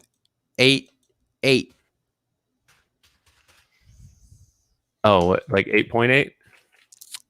It's I just say to 5'9". a guy that used to be 3 meters tall. That's a pretty. I can't really go any further without sticking my foot firmly in my mouth. So I'll just say, well done. All right. So until I get that first video up, my URL link is going to be it's going to say user, and then once I get a video up, it'll say channel. Yeah, pop it into the private chat, and I'll put it into the regular chat. You know, it's crazy. I'm still getting subscribers, Good. even though I haven't put a video up yet. A friend of mine a couple nights ago invited me on a live stream, and I noticed that he had a short that was 10 seconds of darkness and silence. I was like, why did you upload that? And he you know, he's in Yorkshire, and he says, oh yeah, I put up that video so that I could have a video up and I'll be considered a channel. I was like, oh, that's clever. Oh, that's Mr. Nailson. There we go. No. Well, Melissa, I sort of do and I sort of don't. I've set it up to be a channel, but That's not it. no, I put it in the private chat. Oh, right. But until I put up my first video, YouTube doesn't recognize the channel as such, and so the link will still say user Per se. Right. As I understand it, once I have videos up, it'll say channel. I think I might be able to get a custom URL because how many people have my name? Yep. My channel is finally at youtube.com/cardinalsin. Nice. Finally. Make sure that's the all link. This time. Make sure I have that's the link I have for you. Oh, it's not. All right. Let me adjust that. Yeah, because I have I'm a mod on, I don't know, like somewhere between 6 and 8 channels now. So I got like a notepad document with all of the links to and every time there's someone new that I don't have, I add them in. Are you a mod or a rocker? I'm a mocker. I think I would have been a rocker at that time. Let's see. I'm a mocker. That was a total setup by the Beatles. How did you find America? Took a left at Greenland. Come on. There we go. Just took a left at Greenland. All right. Yeah, there it is. youtube.com/c/cardinalsin. You got it. Nice. All right. I have now replaced the original link. That one. Oh, thanks, Red Walrus. And you too, Melissa. She said, Melissa said what I say to people a lot. I see you in the chats all the time. That's how Cardinal Sin and I met. Saw him in the chats. It is exactly how we met. You know, and the thing is, there's a lot of people in the chats that have channels, but they won't always tell you they have a channel, right? Uh-oh. I'm alone again without you. Thank you both for subscribing. Good job, Red Walrus, getting 200 subs without a video. You know what? Why don't I sub to you?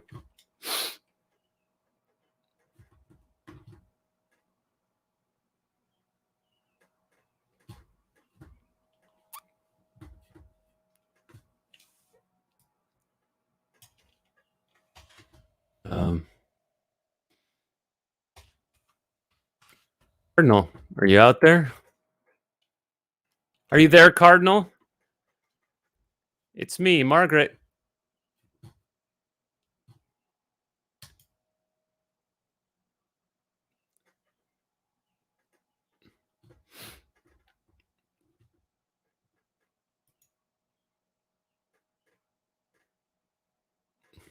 All right. Good night, Cardinal Sin.